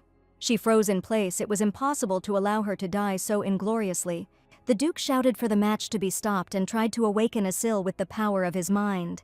Selena prayed with all her heart, hoping to convey her support to her. However, Duke Starapit drank his wine calmly. He did not think that victory would come to him so easily, and this gave him pleasure. Assel stood motionless and watched, while the duke screamed desperately. He demanded that the competition be stopped immediately, as it was unfair. Suddenly, Assel flapped her little dragon wings. She took off from the ground, her speed increasing with each second. Circles began to spin around her, and she began to fly, as if turning into a bird. In the heights, she drew circles, rising higher and higher. Her speed increased with every split second, and she became elusive. At that moment, the presenter noticed this and reported that something had flown upward. And then everyone saw that it was the divine beast Munrepe. She came out of her stupor and prepared for battle. The baby was able to avoid the effects of the fire. Although he was catching up with her with great force, she was faster. All the spectators in the stands were taken aback. No one expected this from the lizard. Even the duke was surprised that she could really fly. However, she trained alone in silence for a long time, but forgot to tell others about it. The duke and Selena breathed a sigh of relief, but immediately became angry that she hadn't shared this earlier. Divine Beast Starapit thought this was getting interesting. However, for him it was just a pathetic trick that could not defeat him. The fire inside it blazed brighter and brighter, and the ball swelled more and more. He directed a stream of fire towards Assel so that she would prepare for the next blow. Finally, she came to her senses. Her shock and numbness had passed, and she was ready to fight. She shouted that one should not underestimate the enemy, and began to fan the purple flames. With each passing second, it grew stronger and stronger, heading towards the fire that the divine beast Starapit was releasing. He didn't loosen his grip. His ball kept growing, and it became increasingly difficult for her to compete. Finally, the two flames met, creating a brilliant confrontation of fire. At this point, the presenter was shouting that this was incredible. The spectacle was truly unthinkable. The divine beast Munrepe, bravely facing the attack, responded with a small fiery breath as the host said. But that wasn't all. The small flame that Assel created turned out to be as sharp as a drill. It cut through the enemy's heart in the midst of a firestorm. The yellow-scarlet flames began to part, Assel putting all her power into breaking through to the divine beast. Inside, Pyr was outraged. He had expected victory to be much easier and faster. It would be strange if this insignificant lizard could defeat him, because he had many battles behind him. He was puzzled as to how the lizard had managed to figure out the weak point of his technique. All the flames she sent burned inside, destroying his fire. He wondered how she dared to resist him, since his strength was unmatched. But the little dragon was much stronger than almost any creature in this world. Her flame was able to defeat the enemy's fire because it was of a different kind. At that moment, his opponent's fireball suddenly flew off, as if it had disappeared, and he was left hanging in the air, discouraged and broken. He had already taken human form again. Assel fluttered with pleasure. Feeling the power of her wings, she felt like a winner. At that moment, the divine beast Starapit's strength left him. He put everything into his fireball, and that was his mistake. He simply fell to the ground, unable to stay in the air. The commentator had seen many fights, but this time he was at a loss and couldn't figure out how to describe what was happening. Selena looked shocked, realizing that it was too early to rejoice. The Duke looked at his little girl, who was to become his wife, feeling relief and joy. At this point, the commentator finally found the words and said that it was incredible. He announced that, contrary to all common sense, the winner was Asil, the divine beast of the Duchy of Munrep. The little one flapped her wings victoriously. She was very pleased. She did a somersault in the air, feeling her wings become stronger and obey her better. And so the host announced that the friendly match was over, and the Duchy of Munrepe had won. The entire arena erupted in applause and cheers, as it was a truly magical and amazing event. But it wasn't just the duchy that had won. One of its inhabitants had now become rich. Selena was swimming in money, not believing that she had her own funds that she could dispose of at her own discretion. At this point, the third princess noticed that all the interesting stuff was over, and considered this a sufficient reason to leave. She gave the order to make sure everything necessary for the battle was completed, and withdrew into the unknown. At this time, Duke Everter turned to Starapit. Looking him firmly in the eyes with clenched fists, he demanded an apology. He demanded that he apologize for his reckless use of the divine beast, which had caused the death of his knights and the insult to their house. The young duke, despite his youth, appeared very firm in his demands, which could not help but inspire respect and discourage the enemy. However, Duke Starapit remained stubbornly silent, not wanting to admit defeat. He thought there was no point in apologizing, but there were too many witnesses around. He finally said the right words, admitting that he had underestimated the power of their house. But inside he thought that this was complete nonsense and he would definitely punish this upstart. He decided to quickly sell the diamond mine, his reward for conquering the desert cave, to restore his honor. If he does this before Munrepi claims it, he will definitely win. At that moment, Starapit heard a familiar voice, in which contempt was noticeable, saying that he was not changing, his conscience had never awakened. The hooded man stated that he had been the same as a child, and the Duke did not expect to meet this particular man. It was Evander's father, Eckhart, golden-haired and stately, but he should have been in the tower. The guest asked his old classmate if he was wrong. The Duke demanded that he come to his castle. However, then he noticed who was at his feet. It was the fox cub, the very one. He shouldn't have been here. Everyone knew that the previous Duke had lost his divine beast. But Eckhart decided to attract the attention of Duke Starapit. He told him not to get distracted. They had unresolved issues. The Duke's initial stupor quickly passed, and he asked how he had managed to get into this castle. He replied that he thought Starapit wasn't so hopeless, since the first thing he did after the fight was head for the safe. However, as he studied what the Duke was doing, he realized that during all this time, he had not become any more noble. He rushed towards the papers, hoping to fleece Evander blind. Starapit remained as insignificant as he had been before. At that moment, loud screams could be heard in the street, coming from behind the castle walls. They shouted that the grain warehouse was burning and that everything was engulfed in flames. Starapit looked at Eckhart and asked if this was his doing. He replied that there was no need to worry. He had checked that there were no people nearby and no one would get hurt. Duke Starapit was furious. This madman Eckhart, whom he had known since the academy, could he really do such a thing? He asked if he shouldn't have been locked up, how did he even get there, and she answered that it was as easy as pie. Eckhart took from the Duke's hands the document with which the royal family had awarded him for pacifying the monsters. He said that there was irrefutable evidence that Duke Starapit was using the divine beast for his own purposes. However, he immediately shouted and said that he should not dare interfere in these matters. After all, even if he has nothing to lose, his son does. Eckhart replied that even if he killed him now, the Munrepa family would not lose anything. As he knows, Eckhart has already lost his title and become a commoner. Duke Starapit looked and could not understand what was wrong with his eyes. With trembling lips, he asked to lower the sword and handed him the papers. At this point, Eckhart said that a little compensation wouldn't hurt because he had been paid for the knights' deaths, but no one had thought about the moral damage. Starapit told him to stop. If he had nothing to lose, his son had, and if he continued in this manner, the moment the ownership passed to Evander, he would make every effort to bring this lizard before the holy tribunal. And Eckhart knew what this meant. Starapit reminded him that the court never shows leniency to those who abuse the power of the sacred beast. Neither property, nor honor, nor dignity, nothing will save him. Does he really want such a fate for his son? After all, he himself appeared before the court, so he should know. Eckhart raised his finger and said that he knew he would say that. He waved to the little fox and he appeared with a paper. She was familiar to Duke Starapit, but he still had doubts. He asked what it was and wondered to himself where he got this document from. It stated that in the event of a civil war, Starapit would provide his divine beast once. Eckhart said he found this in Bianti's house. He has irrefutable evidence that will make Starapit look like a loser. And he asked which of them then had abused the sacred beast. Starapit clenched his fist and said that he agreed. He told Evander to take the documents and get lost. At this time, the fire from the warehouse was already engulfing everything around, and at the Duke of Munrep's estate, lively conversations were taking place. The knights said among themselves that Evander was destined for a heavenly blessing for the difficulties he had to face. They noticed that he behaved with the utmost dignity. Dylan also said that he wouldn't want to go back to the times before Asil. Everyone cheered loudly for Evander and the little baby. She really enjoyed the attention. They thanked her, calling her a divine beast, and said that they eagerly awaited her instructions. She drank the delicious fruit drink, enjoying its refreshing taste, completely satisfied with everything that was happening. However, everyone was so active that she wanted to be in silence for a while. She came out and sat down on a small bench to rest, but at that moment she heard footsteps and a familiar voice. He said she still looked the same, sweet and vulnerable. Her father, whom she had already seen earlier in the forest, approached her. He addressed her as child and told her not to hurry. Asil wondered why Dad was here, why he didn't come to see his son. However, he had something in his hand which he handed to her. It was a small blue box, covered with gold ornamentation.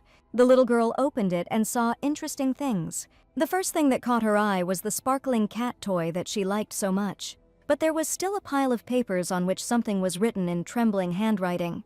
The father turned around and said that the fishing rod was for her and the documents were for his son. She asked if he wouldn't come in. Without turning around, he said that it was not worth it, and she could not say that she saw him. The little girl sat puzzled, wondering if her father never saw her husband.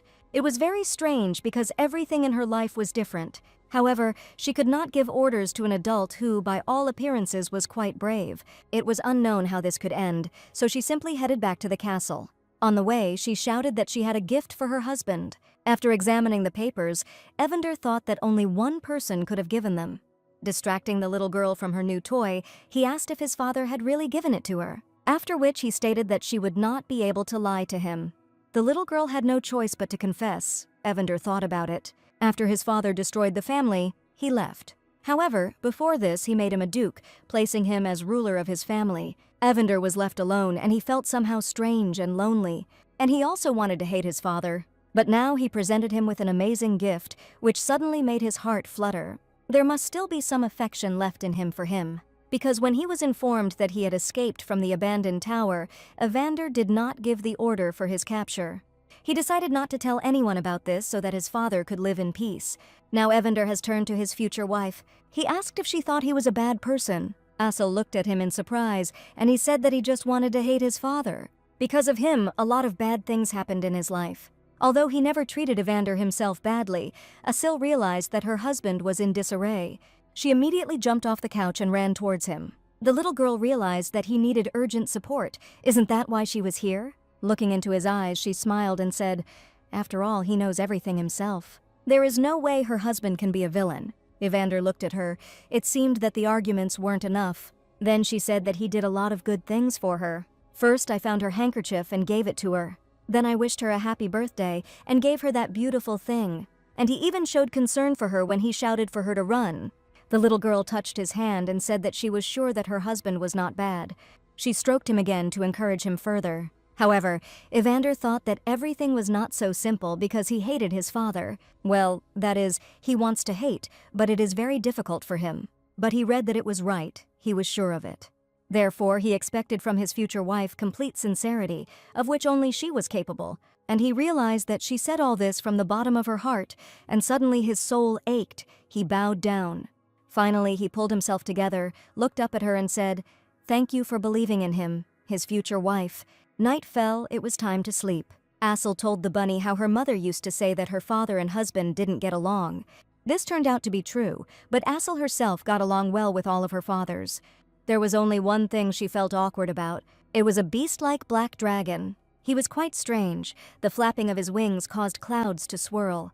But he was Asil's biological father. However, she could not remember his name. It began with R. She was told that her name was an echo of his. When the baby hatched, he said he was going on an important business trip and has been gone since. As she was falling asleep, the little girl wondered where her biological father was, and what ultimately happened to him and to those who were the same as her. The next day, the Duke and the little girl had an interesting meeting. The third princess herself visited them. She stated that she had been in a very good mood lately because she had experienced a lot of interesting emotions. In addition, she gained a lot of resources, and thanks to this, she received some secret things that could be used behind the back of her enemy, the Crown Prince. She remarked that she would never have thought that the Duke could be of use to her. He answered with restraint that he was glad that he could help, and she immediately noted the virtues of the divine beast. The little girl tried to copy the princess, who was famous for her cruelty, in everything. Asil thought that thanks to this, she could become a real fierce dragon. Her copying looked quite comical and could not go unnoticed. So the third princess just laughed when she discovered this. She leaned towards her and asked her directly why she was repeating after her. The little girl shook her head, trying to say that it wasn't so, but she was already busted. The princess laughed and said that it was too obvious. After which she stated that she needed to discuss something with the Duke alone, so he asked her to leave for a minute. The Duke stated that the divine beast was one with the head of the house. There was no reason for her to leave. However, the princess reasonably noted that physically there were two of them, and when there were too many ears, you couldn't hear anything good. After which Jocasta declared that if the Duke did not let her go, she would decide that he wanted to marry her and would send another proposal. Evander had no choice but to send Asil outside to have a little fun. She couldn't resist him, so she had to leave. Then the third princess said that she had a question for the Duke. After which she asked him if he loved peace.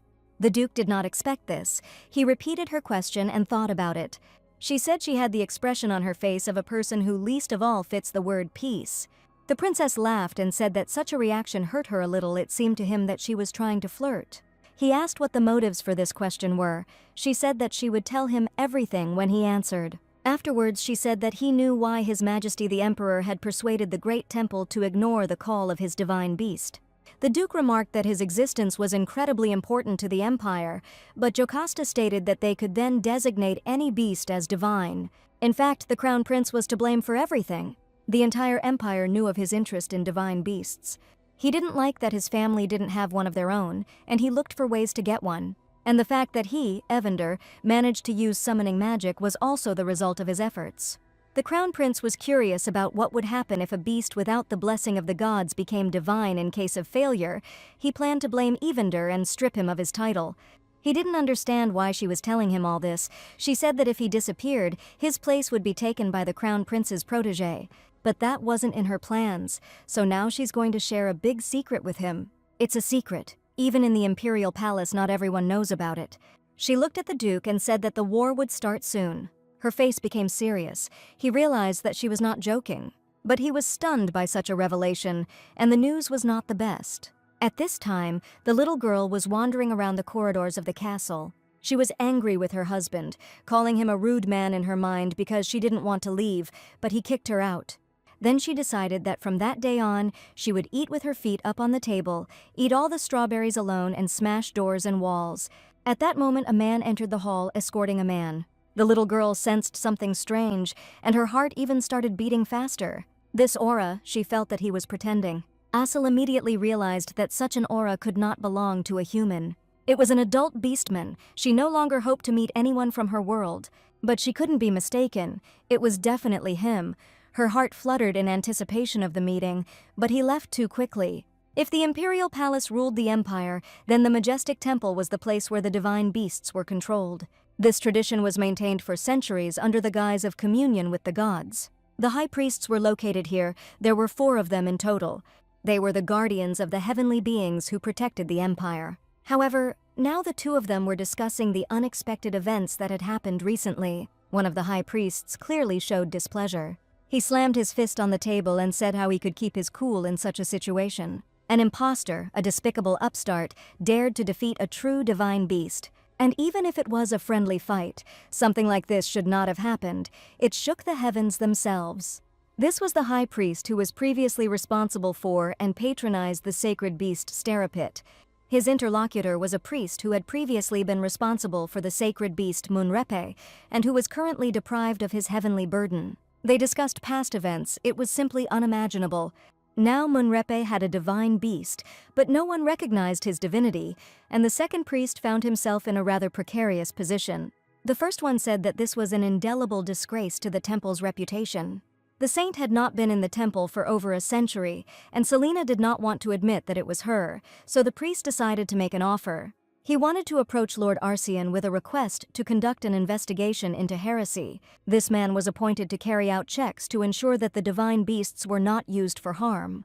The second priest was not at all delighted with this proposal. He knew that the cold-blooded Count Arzian Erzabet was once a holy knight of the temple. He denounced noble houses in order to bring them to trial by the Inquisition. For saving the city, which had almost fallen under the onslaught of monsters several years ago, he was awarded the title of nobility. Lord Erzabet should have conducted a fair investigation to determine whether there were any irregularities. The second priest asked if it was permissible for them to act without telling the other two. He pointed to the empty chairs where the High Priestess of Sky should have been sitting. The fourth was High Priest Sunrise. The first one said that they could tell them later because the result was important. The impostor needed to be stripped of his title, and they would agree with that. At this time, peaceful events were taking place in the castle. Asel looked at the piece of sky on the ceiling and thought about her own things. She didn't pay attention to what was happening around her, which greatly embarrassed those around her. With her arms spread wide, she was thinking about her own things, and she didn't even pay attention to the gifts presented to her. She remembered that beastman. Who could he have been?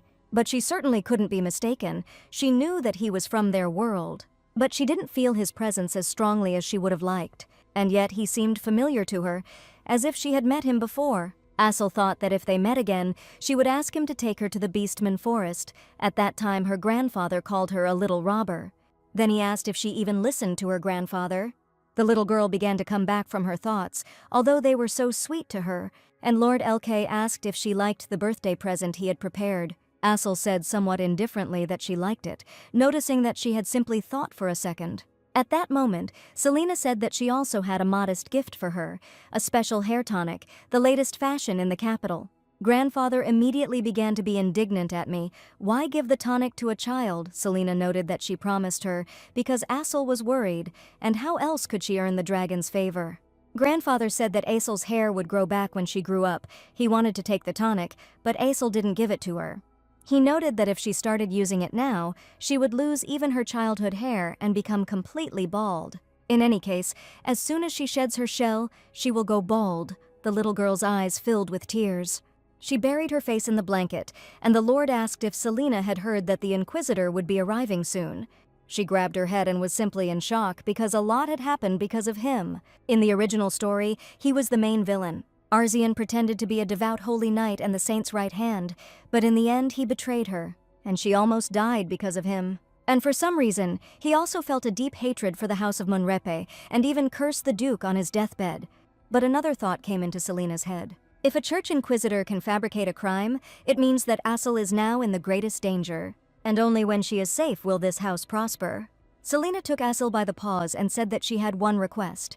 It would be better if the baby sat in her room for a while. The inquisitors should not be underestimated. Asel, of course, did not like this, but both adults insisted on their own. Grandfather quite rightly noted that even a black dragon needs to know when to retreat. Asel repeated his words and said that she understood everything, and she honestly decided that she would try very hard. She even promised that she would stay in her room and not go out. But how could she resist when the weather was so beautiful outside? Of course, the child's patience didn't last long. 3 days later, she quietly slipped out of the room because she was bored. She suggested that the bunny play hide and seek to at least have some fun. After counting to 10, she went to look for him. She looked everywhere, but she couldn't find him yet. So running along the corridor, she went very far from her room, and I didn't even notice it at all. But there was no bunny under the carpet either. She ran down the corridor thinking that the bunny had been captured while she was looking for it and fried. And then a sill hit someone's leg with all her might. The man turned around and she saw that it was the one she really wanted to see. Asel was in shock and panic, but inside she felt a flash of joy. It was the same adult beastman she had seen recently. He stopped and looked at her carefully with a firm, cold gaze, after which he said that it looked like she was a black dragon. The little girl was glad that he immediately understood who she was. He asked what she was doing there, noticing that she was a very small, cute child. There was no place for him in the human world. It was unclear how he got here at all. The little girl froze in a stupor for a moment, as it turned out this was typical for her. So he repeated his question again, noticing to himself that it was a very tiny and charming child. Assel couldn't resist asking if he was really an adult beastman, to which she received an affirmative answer. He asked where her parents were. She said that she didn't have any. She was alone. The beastman asked what she was doing here all alone. She stuck out her little chest and said that she was the boss in Munrep. He was taken aback and asked if she was really a divine beast of this kind. He clenched his fists, because it was for her soul that he came there. After that, he suddenly said that this was not the place for talking. Having uttered some spell, he drew a circle. Holding it in his hands, he then moved it to the floor. They both, along with Assel, found themselves in its center and were suddenly transported to a completely different place. The little girl was simply in shock, and when she saw the coat of arms, her delight knew no bounds. She saw a black lizard on it. It was so nice to see something from a past life. Trying to get her attention, the beastman told her to turn towards him. Then he noticed that for a black dragon she was incredibly small. They even fed her. Assel said that she was always like this, and then asked what kind of animal he was. He folded his hands and said that he was also a black dragon, after which he asked if her irresponsible parents even knew where she was. The little girl said that her mom and dad are not irresponsible. You can't talk about them like that. Lord Erzsébet thought to himself that when it came to magic, there was no one better than the black dragons. Yet her parents couldn't even block human summoning magic. He was deeply outraged by this, and Asil tried to protect her parents. He thought they must have looked away from the child for a moment. Apparently they were busy with their own affairs, drinking and partying. Then she was called and she left her world. He couldn't take such magic lightly, because summoning animals through the barrier protecting the forest had to be too powerful. He himself was sent on a reconnaissance mission to the human world, and Asil suddenly came very close to him and touched him. He had to do a thorough investigation now. He couldn't be careless, and the little girl touched his cheek and asked if he could take her home. He felt sorry, but he couldn't help her in any way. There was too little mana in the human world. The little girl was upset, but he said that there are things that even an adult beastman cannot do. She really wanted to go home, but he couldn't help her in any way. Arsian knew he needed to tell his people that human magic had become stronger. Looking at the upset little girl, he crouched down and said that he could protect her and convey the message to the forest that she was okay and safe. Asil looked at him with hope. It was of course not enough, but still pleasant. At the same time, he asked her name. She told him her name. He thought that this was exactly the same name as his daughter, who lived in the forest. She's probably grown up now and can swallow 3 piglets at once. After that, I asked her what her mother's name was. She replied that her name was Brianna. Arsian noted that this was also the name of her ex-wife, and he asked what her biological father's name was then.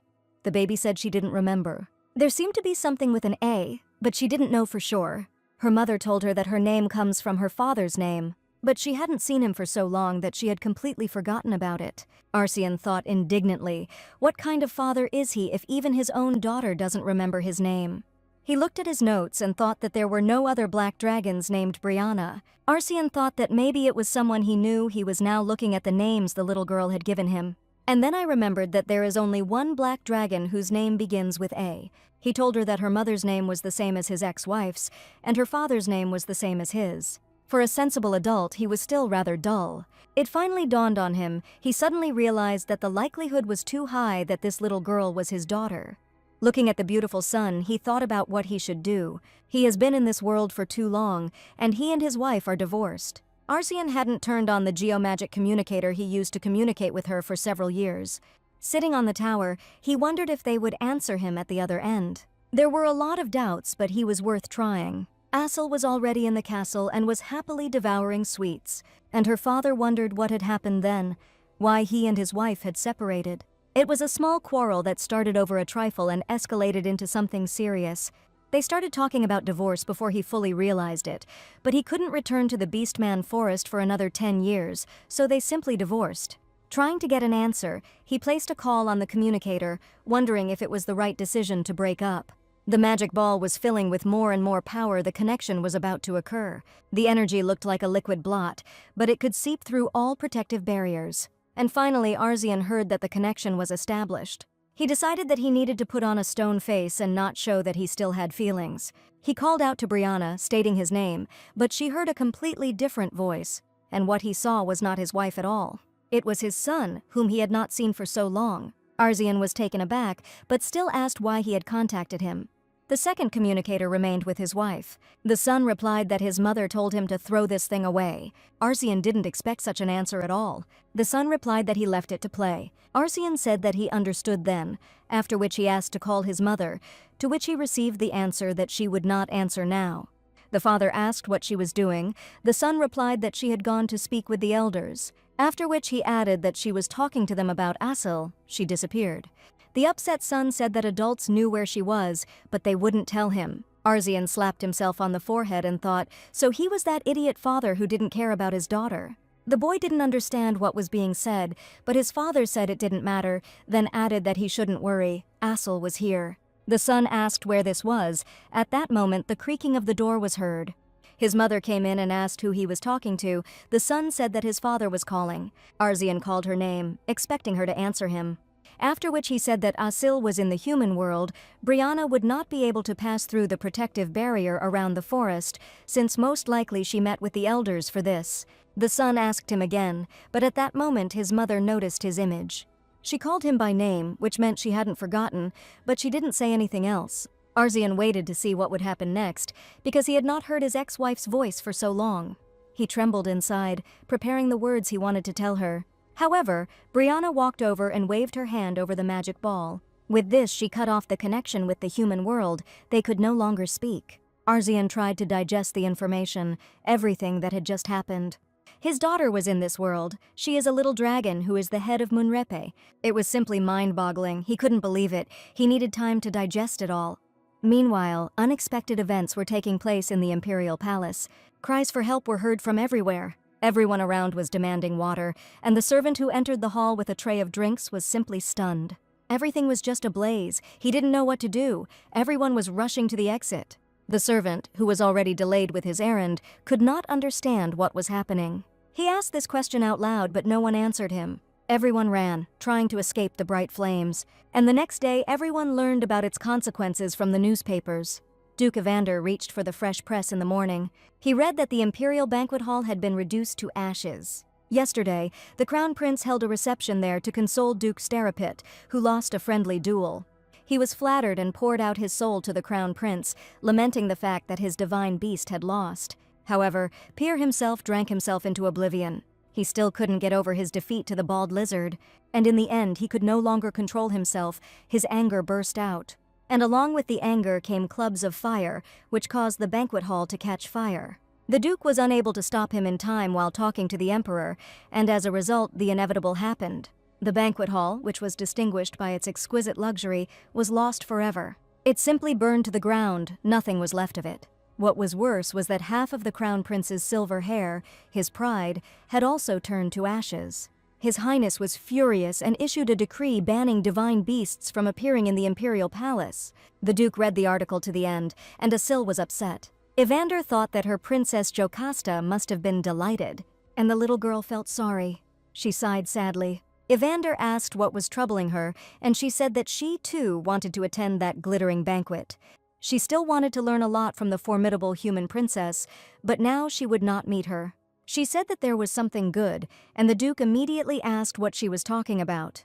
The little girl asked if he remembered the man with black hair, narrow eyes, and a stern look. She was very good at impersonating people, so Evander quickly figured it out. He asked if they were talking about Lord Arzian. Asil said yes. She stated that she wanted to see him again. Evander was shocked, but on the other hand, since the test was over, he most likely wouldn't come back. However, Asil said that she really wanted to see him. She thought to herself, even if Mr. didn't help her get home, she could still get some news. She wanted to hear what it was like there, in the Beastman Forest. After all, she missed everything that was dear to her so much. Her heart was fluttering. And here she can find out how her friends are doing. And then she will be able to become a little happier, warmed by their warmth. After all, she spent her last evenings looking longingly out the window. Seeing her expression, Evander became worried and asked if anyone was bullying her. He understood that the question was of course stupid, but just in case. She answered negatively. chuckling, and stated that Asil was a terrible black dragon. Evander said he would write to the Lord and see if it would be possible to meet. I thought to myself that it was difficult to guarantee anything here, but Asil was very happy, and very quickly he received an answer that he did not expect at all. And now they were already in a carriage heading to Lord Arcian. Duke Evander thought to himself that this was simply incredible. He sent the letter without any hope, but he actually invited Asil, and the Duke himself went to protect her. He watched her tumble around in her seat, happy and content, and he couldn't understand what she was thinking. At this time, Asil had hoped that the adult beastmen would tell her all the secrets that happened in her world, and they will even become friends. He will play with her, and finally there will be someone nearby who is of the same kind as she is. Half an hour later, they finally arrived at the palace. Asil was already exhausted with impatience. However, when they entered, they were completely stunned. The little girl could not hold back a loud cry. In a stuttering voice, she asked her husband what it was, but he himself was not ready to answer. It seemed too unreal, and unexpected goosebumps even ran across his body.